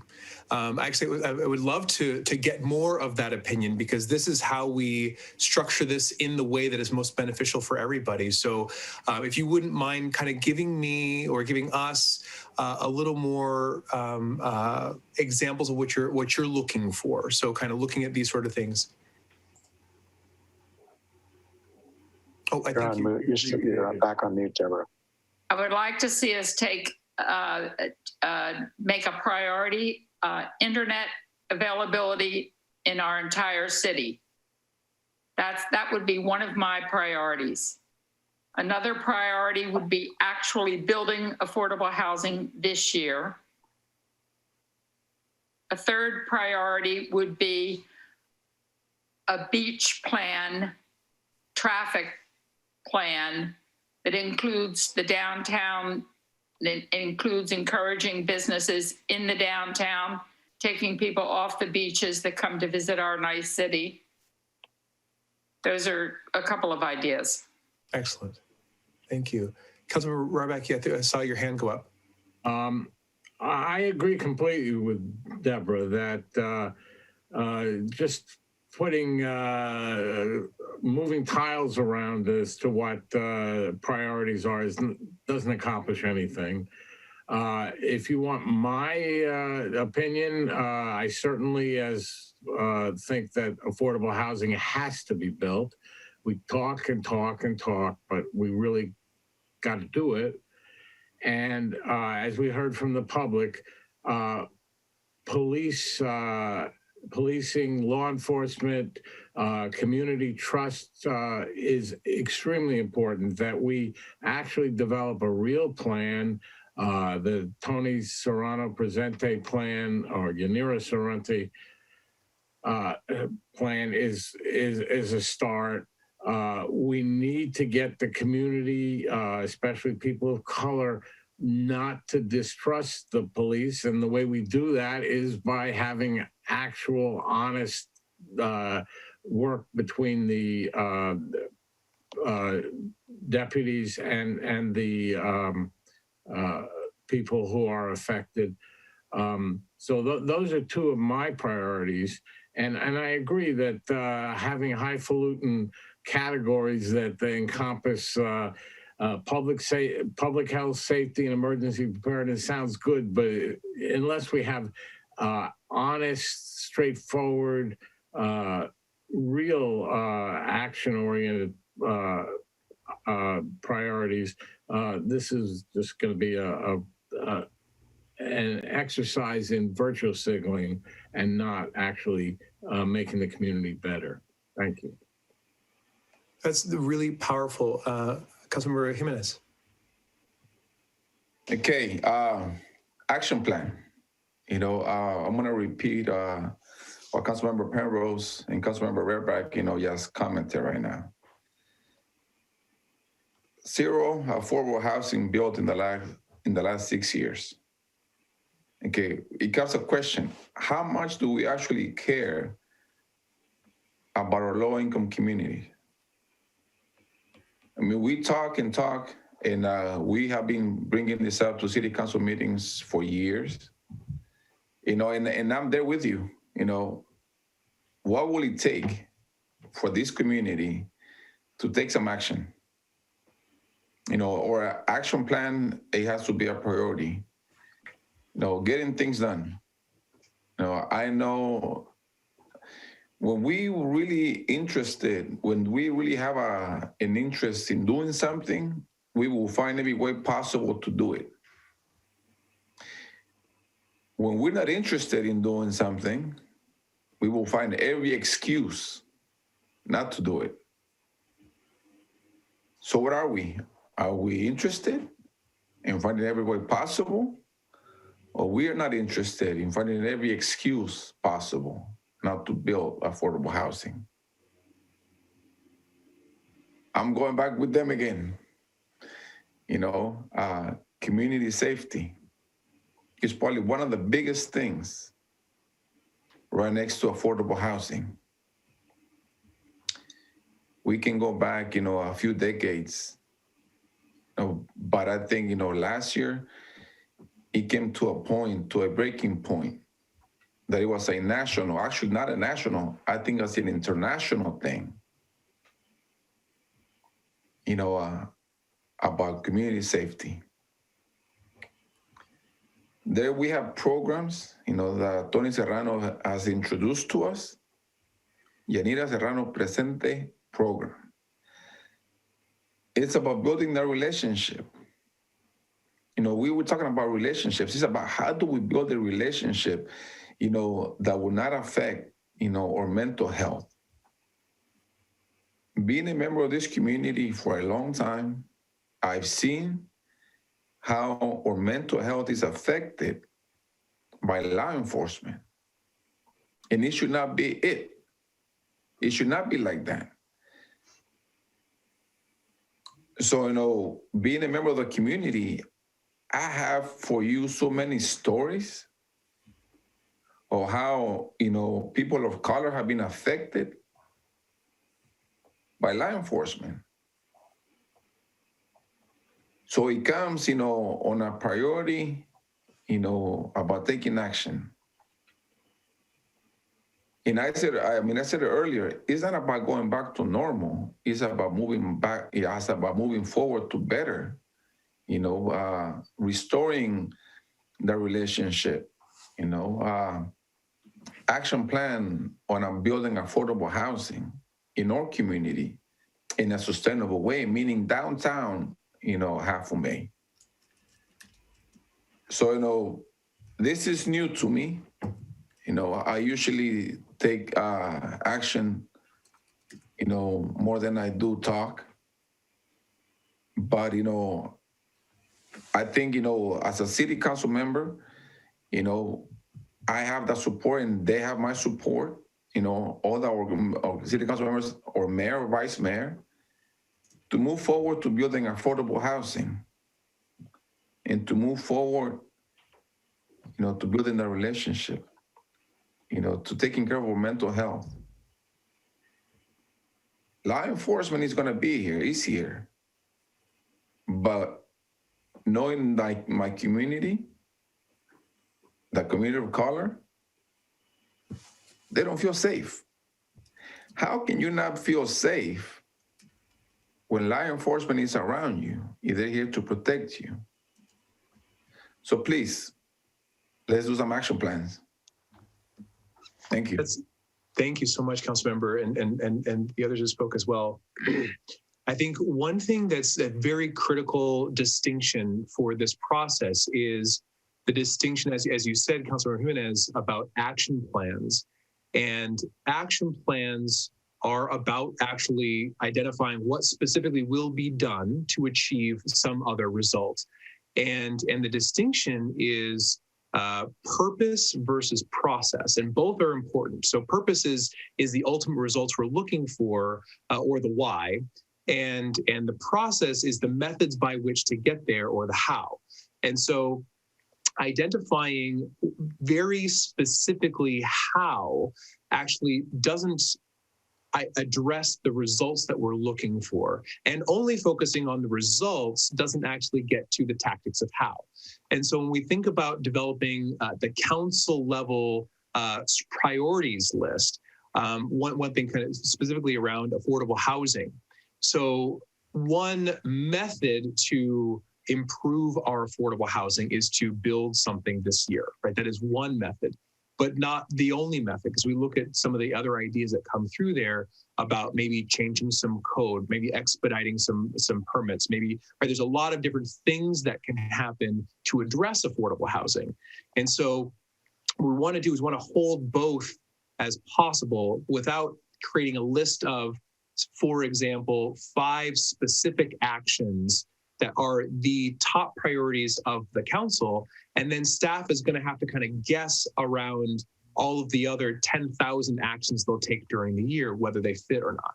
But if we kind of let this list be the results, the high level that we're looking for, and then maybe what we do as we kind of dive into it is create some action plan lists under. Here are some things that we would like to see happen. And also knowing that there are other things that staff will be doing. So having both of these is important. Councilmember, I see you shaking your head. I'd love to hear what you're thinking. I disagree. I think there's too much talk, and all we need now is an action plan that includes specific things that we want to get done in the fiscal year 21 or 2021.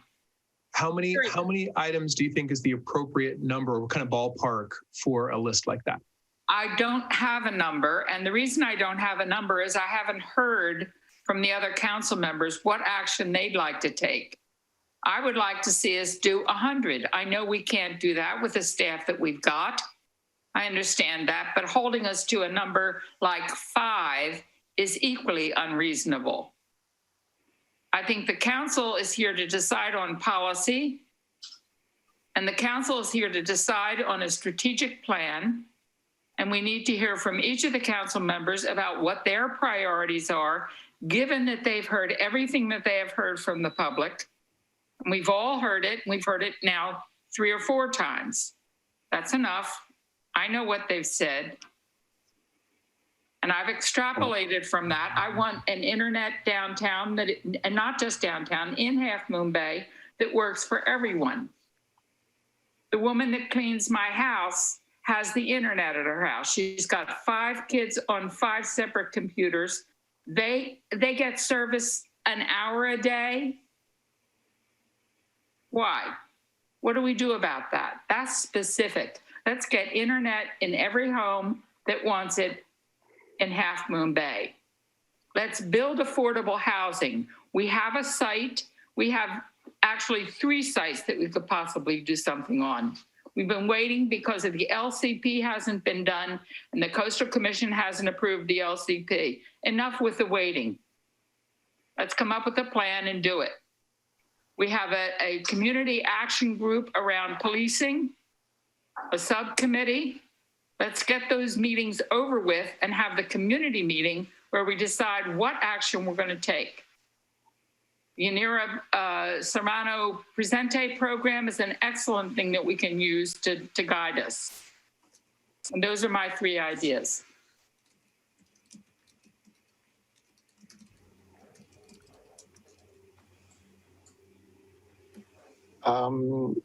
Okay, so I got a couple of comments, and then Joaquin, I see your hands raised. So first of all, we're talking about process. So under each of these, I don't consider these, frankly, highfalutin categories at all. These were categories that a number of comments were sorted under of all the input that we got from the community. We haven't relisted those under here. So we have a process, including all the things that you mentioned, Deborah, all of them. So we can have those things put in under those categories and say, hey, which ones do we consider priorities? Every single thing you mentioned, Councilmember Penrose, was one of those pieces under there. So for me, part of this process was taking and reiterating what the community has told us, letting the community know that we've heard all of that. And now if we want to focus in on some of those, great. Now, there's something else I really want to mention here because I guess it's bothering me a little bit. You know, at the end, when we talk about prioritizing things and getting things done, at the end of every single council meeting, we have a segment where I ask, is there anything to put on next council member's agenda? I strongly recommend on the next council meeting agenda that if any council member has something that they think isn't getting enough attention or being prioritized or moving along quickly enough, to say, I want to put this on the next agenda because I feel, it's not happening. I want to know where we stand. So that's on all of us. If you feel something isn't getting done, then speak up when I ask, is there something you want to prioritize on the next agenda?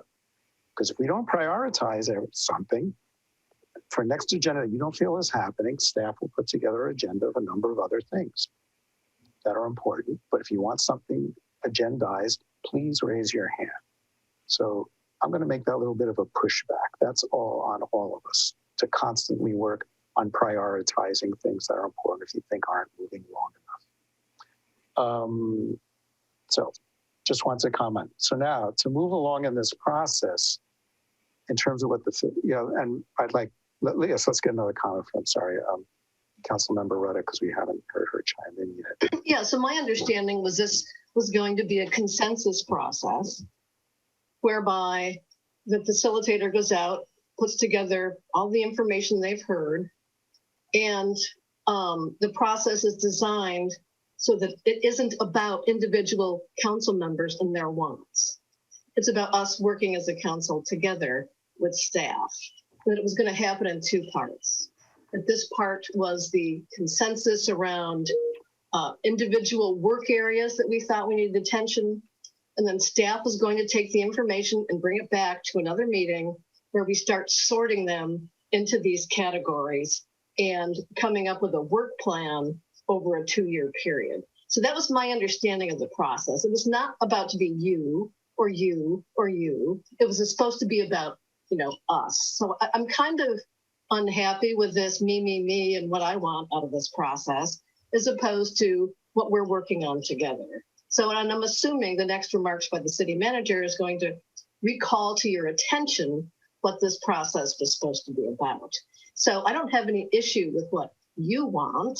I have things in that list that I want as well. But the goal is to get us to work together on a common plan.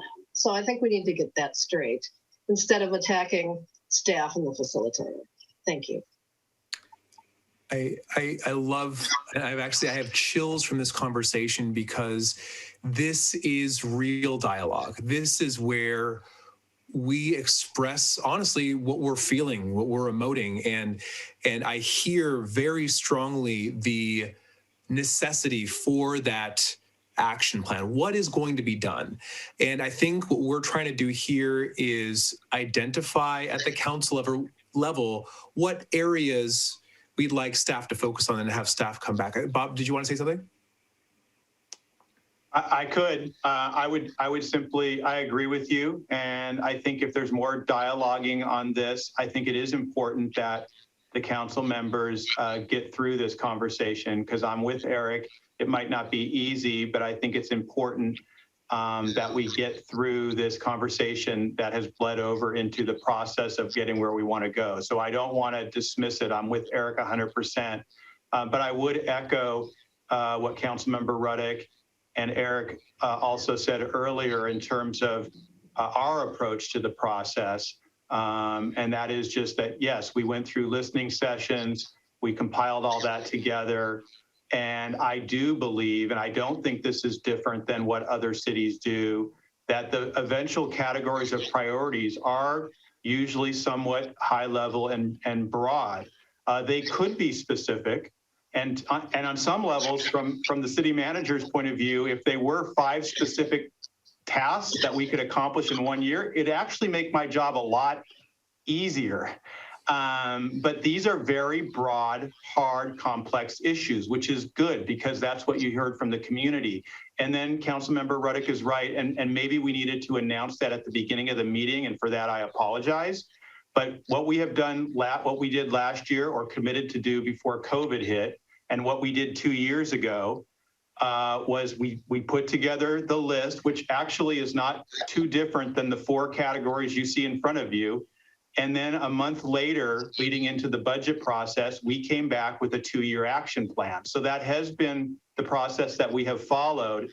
And that is the purpose of lining up priorities with staff capacity.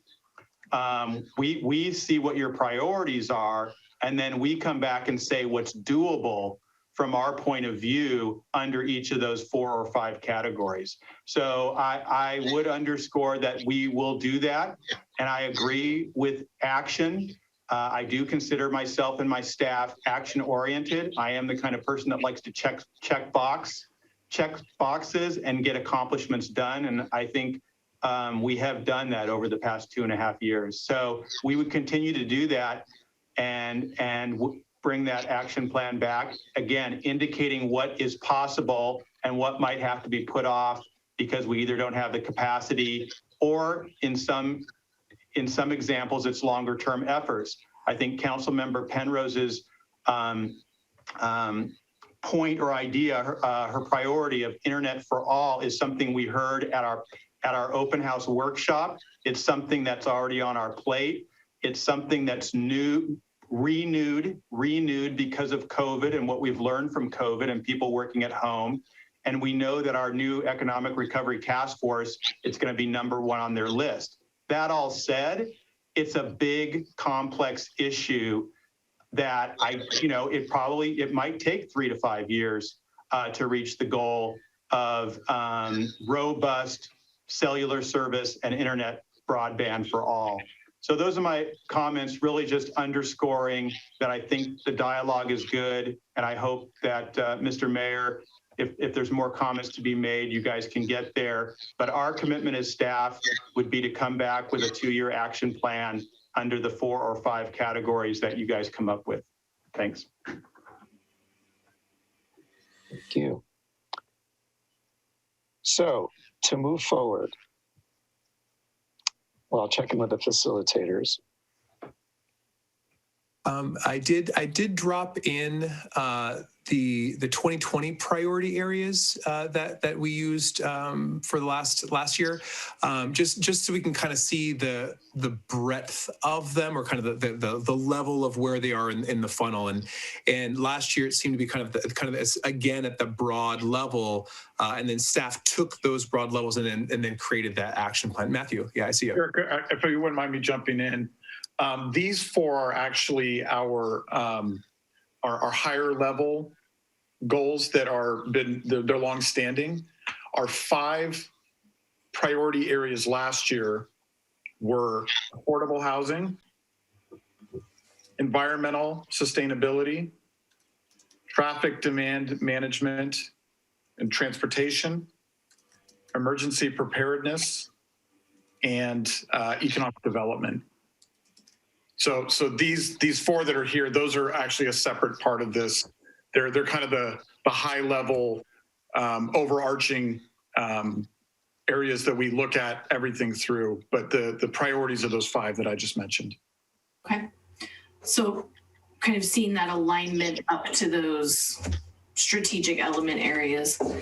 I will say, and Mayor, to your point, kind of reflecting on the evolution of the conversation, down to the specificity of some of what was given towards this like latter part of the conversation is really useful for staff as they move into that action planning pieces. So we've captured that kind of off on the side, and I know staff's been taking notes as well.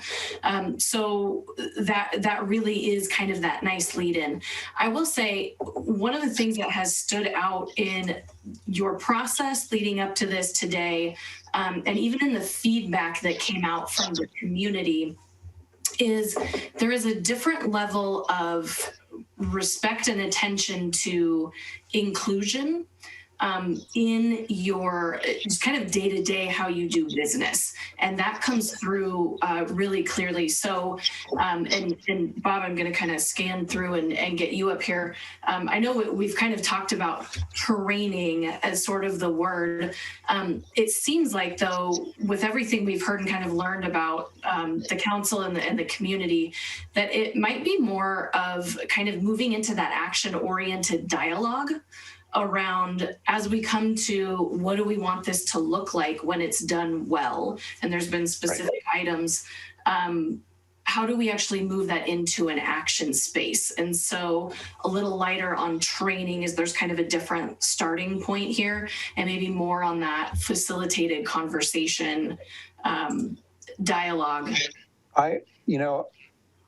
Yes, and I agree. I think a good example, so here's what I'm hearing.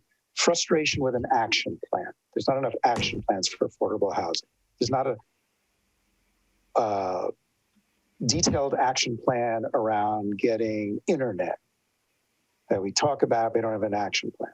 So let me give an example of a good action plan, in my opinion.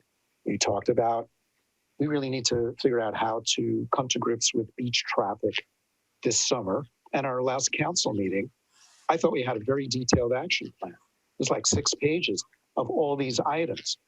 I personally contributed to that. I hope the rest of you did, and Bob took all those input from us. Great. That's an action plan. If we want something from housing, it's everyone has to pony up. As council members, we got to say, okay, we'd like to see these 4 or 5 things can happen. Is that realistic? Is it realistic? Yeah, I'd love to see fiber optics everywhere. But how realistic is it working, with the one company that provides it? So great to get, work with staff on detailing action plans and which things are most realistic to happen immediately, low-hanging fruit, which is also what was good with that traffic plan. There's low-hanging fruit and more long-term things that can be done. But I get a feeling we have had examples of what a good action plan looks like. And some of the frustration with some of these other areas is it's sometimes been hard to come up with a concrete action plan, or things have fallen apart. We've talked to people, we thought we'd have something going with affordable housing, and then it falls apart. I don't think it's a lack of people trying to take action, but maybe we need to just really focus on what a good action plan looks like for affordable housing and see if that works here in Half Moon Bay as an example. And if it's policing and safety, I think we do have some good templates. And then it's a matter of prioritizing. So when do we adopt the Serrano plan? You know, what's the timeline? What's stopping that? What does that look like? And we prioritize that. All those things can be put into action plans with some detail and timelines around it. And that's what I'm feeling might be part of the frustration. Sorry, Debbie, you had. So when you're talking about action plans, thank you for bringing up the beach action plan that we just approved, right? That's a great example, but it's not the only one. Right. You know, Public Works comes up with a capital improvements plan with every budget, and they're checking those boxes. As you heard from Matt Chittister and John Dowdy's reports at the beginning of this meeting, they delivered on a lot of the goals that the council has expressed in the last 2 years. I don't think people can really fault too much what's been accomplished, right? Our community development department came up with an affordable housing plan, and we have tried to implement it. The problem is affordable units cost about $750,000 a piece. Just because we have not been able to execute because there's feasibility issues, not just a matter of political will or staff commitment, that's not the problem.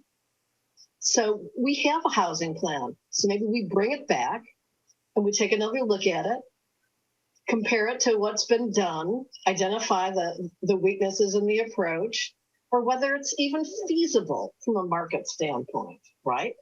But don't say we don't have any action plans. We've seen lots of action plans, and staff has delivered on a lot of action plans.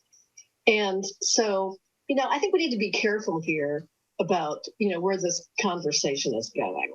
Not everybody's perfect, not the council members, not the staff, but we have delivered a lot. And the Half Moon Bay Review even wrote an editorial during COVID about how much we've been able to deliver during this period of COVID. So I think you need to be careful about how you treat others and how you talk about others' work, because you're flying off the rails as far as I'm concerned. So I just want to say thank you to staff. One thing I think that will be very beneficial is the idea of creating these priority areas and then having a reasonable expectation of when we'll kind of get that staff action plan. So Bob, when is there a kind of a reasonable expectation of when council will get that staff action plan? Yes, and great question. It's a little different each year, but our normal schedule, when we have our priority setting in March, as we are now, is that we come back with a plan, say in May, and that then feeds into our June budget discussion. So there is an order. We do the priority setting, action plan in May or approximately thereof, and then June we devote both meetings to approving our budget for next fiscal year. And obviously the action plan sometimes leads to how we make recommendations for funding, which is the critical piece here, and especially with the stimulus funding that the city is going to be receiving. So that's a wild card here for sure. So we'll commit to do that. As from staff's point of view, unless there's additional wordsmithing, we're happy with the 4 priorities we see. I think the community, the council did an excellent job with help from the facilitators in getting to these 4 categories. If a 5th one was added, we would be fine with that. These are related to the 5 we have this year, with the exception of traffic. So traffic certainly could be added as the 5th one. And the major change really, which I support, is the emphasis on public safety over not dismissing emergency preparedness, but I think it became somewhat subservient because it's become routine. It has been a priority now for 3 years in a row, and we've been in the middle of emergency. So I think the dialogue was correct in elevating public safety and the other three that came up. And then I would not argue with the one speaker who made the comment, traffic is number one. It's a hard one, but I would not disagree with her if that was retained as the fifth priority area. But yes, May, we will return to council at one of the May meetings with our 2-year action plan. Okay, and so just a quick pulse of council. If staff were to take these areas, these 4 areas, and go and build out the action plan, do you believe that we would get the things that we're looking for in there? And we're actually going to give them all of the data, all that we have collected from all of the different areas. So we've been collecting this data. But would you feel comfortable that the action plan will be representative of what we're looking to achieve, given these 4 areas of focus? Yeah, I'm optimistic that that could work. Okay. Debbie, is your hand still raised to talk, or? It's different. I wouldn't want to put traffic. I think it sets expectations that somehow we're going to deal with the traffic problem. You know, if we're going to add a fifth, it should be circulation. You know, because we want bike lanes, we want people to get out of their cars. You know, so I'm not interested. The traffic problem sets expectations like we might widen Highway 1 to 4 lanes or something. So I don't want to call out the word traffic. If we're going to do anything, it should be circulation.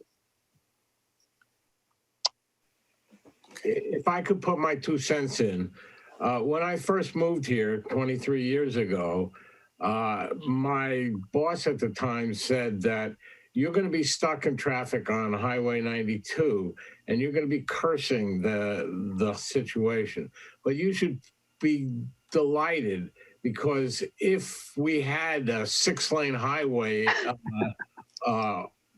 from over the hill, you could probably get to town a little bit quicker, but you wouldn't want to live here because it's just wouldn't be the kind of coastal community that we have.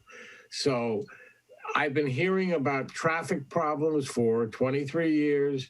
It's annoying, but it has to be taken in context with where we're at and what the solution that people propose about widening highways 92 and Highway 1 is not going to help.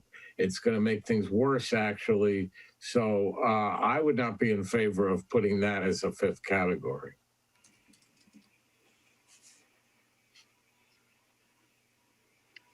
I agree. It's assumed that that is something that's going to be worked on with what we have. And we already have a pretty good plan that we started to work on in terms of an action plan. So yeah, I think every action plan and everything that's been raised that I've heard from council members can all be put into these categories. Every particular issue that just came up. And affordable housing there is bright and shining. To have a good action plan around. Absolutely. So yeah, go ahead. Sorry. No, I was going to say, I love that you called that out, Mayor, and I want to just highlight the power of what was done here. That this idea of creating strategy, and so strategy, a plan of action designed to achieve some overall aim, and overall aim means shared by the organization, team, or department, and so. It's really important to understand that we need both strategy. We need strategy, but we also need alignment. And so alignment means some position of agreement.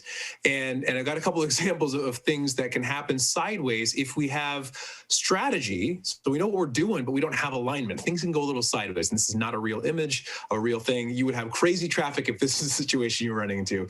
But also having strategy without alignment can look like this, and things can get gummed up. There's just too many good ideas all going in the same direction, and things get messed up.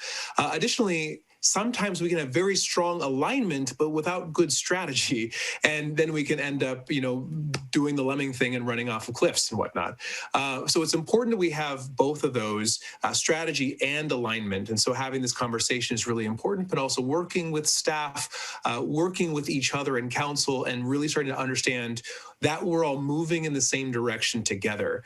And as Nicole mentioned earlier, we prioritize dialogue. And so I know that even some of this conversation maybe felt a little bit contentious, but it was incredibly powerful because it was a two-way conversation. And hopefully everyone learned something about other people on the conversation. And so this goal of dialogue helps us as a body to move forward. And so I'm very appreciative of it.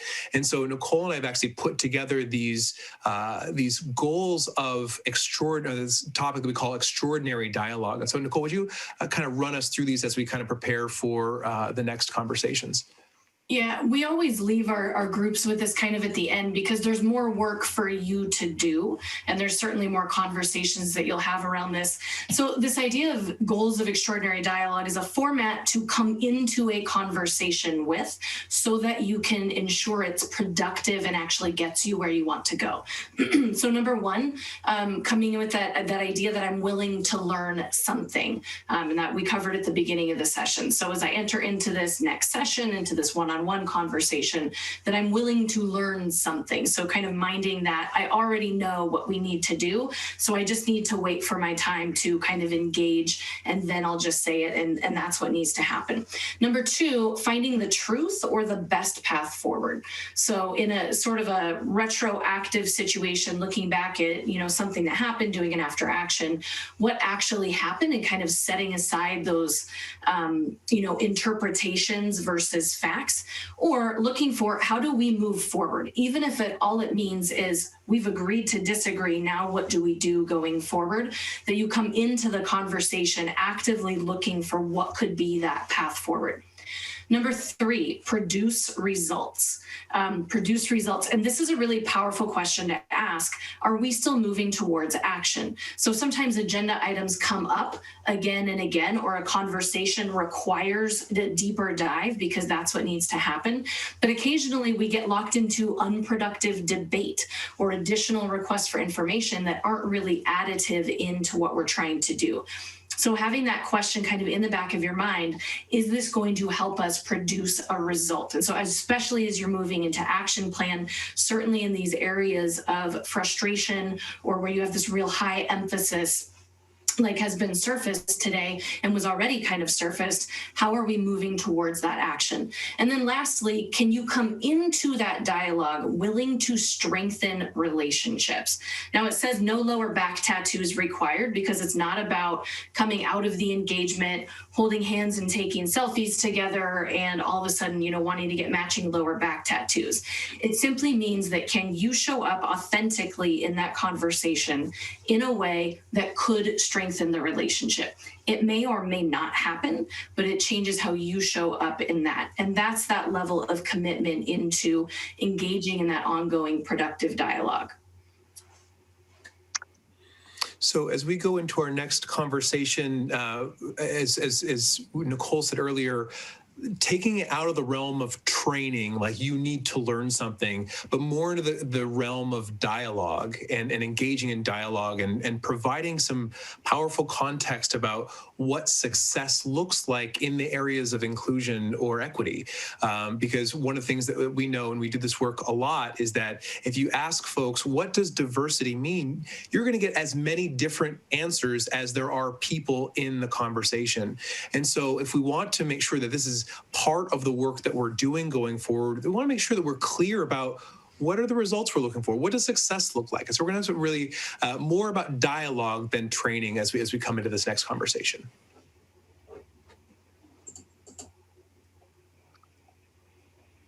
Great. What I would add, that was a great list, by the way, of extraordinary dialogue. And, part of dialogue is gaining shared meaning. It's an opportunity to walk away with good dialogue. People feel heard and understood to the extent, not that you're just kind of like going along, or agreeing, but there's a sense of commitment because they've had an opportunity to be heard and understood, even though they might not agree with every piece of where you landed. That ability to feel heard and understood helps with commitment and accountability. And I learned a lot getting a sense of what people were feeling, frustration here around action planning.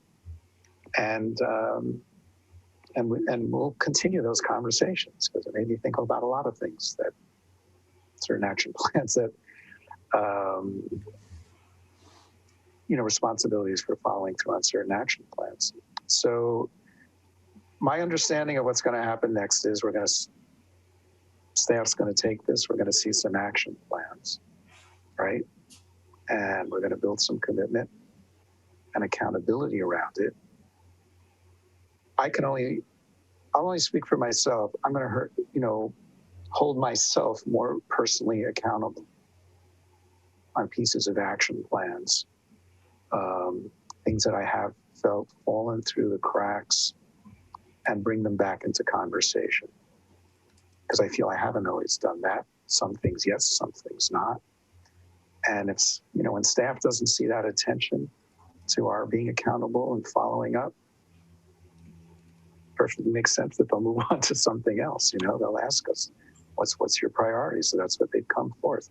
What are our priorities? So I thought for 3 hours, this was pretty good in terms of getting the entire community involved, using a different process. I'm glad some frustration came up. That's good. That's when you can move to the next step and ask, what does it take not to feel frustrated enough? What does it take what does it look like to feel included? What does it take to feel like you had a seat at the table? If you're talking about inclusion. And by the way, that goes beyond, I feel included. There's a difference between saying I was included and feeling it. And that's where the action comes.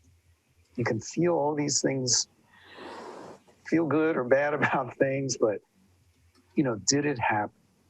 Are we inclusive? Well, it's different from feeling it. I want to move from feeling to we are. And, that's a long process, a long conversation. And that's where you really get a sense of where everyone in the community is feeling it, because they're belonging. So is everyone clear on the next steps then and what's going to happen? It's going to be Mr. Mayor, members of council, staff is definitely clear on what we're being asked to do for next steps. Absolutely. And I think, as a council, we can also talk a little bit about later, what things went well in this process and what things could have, gone better too. This is the first time we've done this with outside facilitators. And I heard some things come up, in comments. So, I also want to be able to visit that. I really appreciate the facilitation and the way you set it up.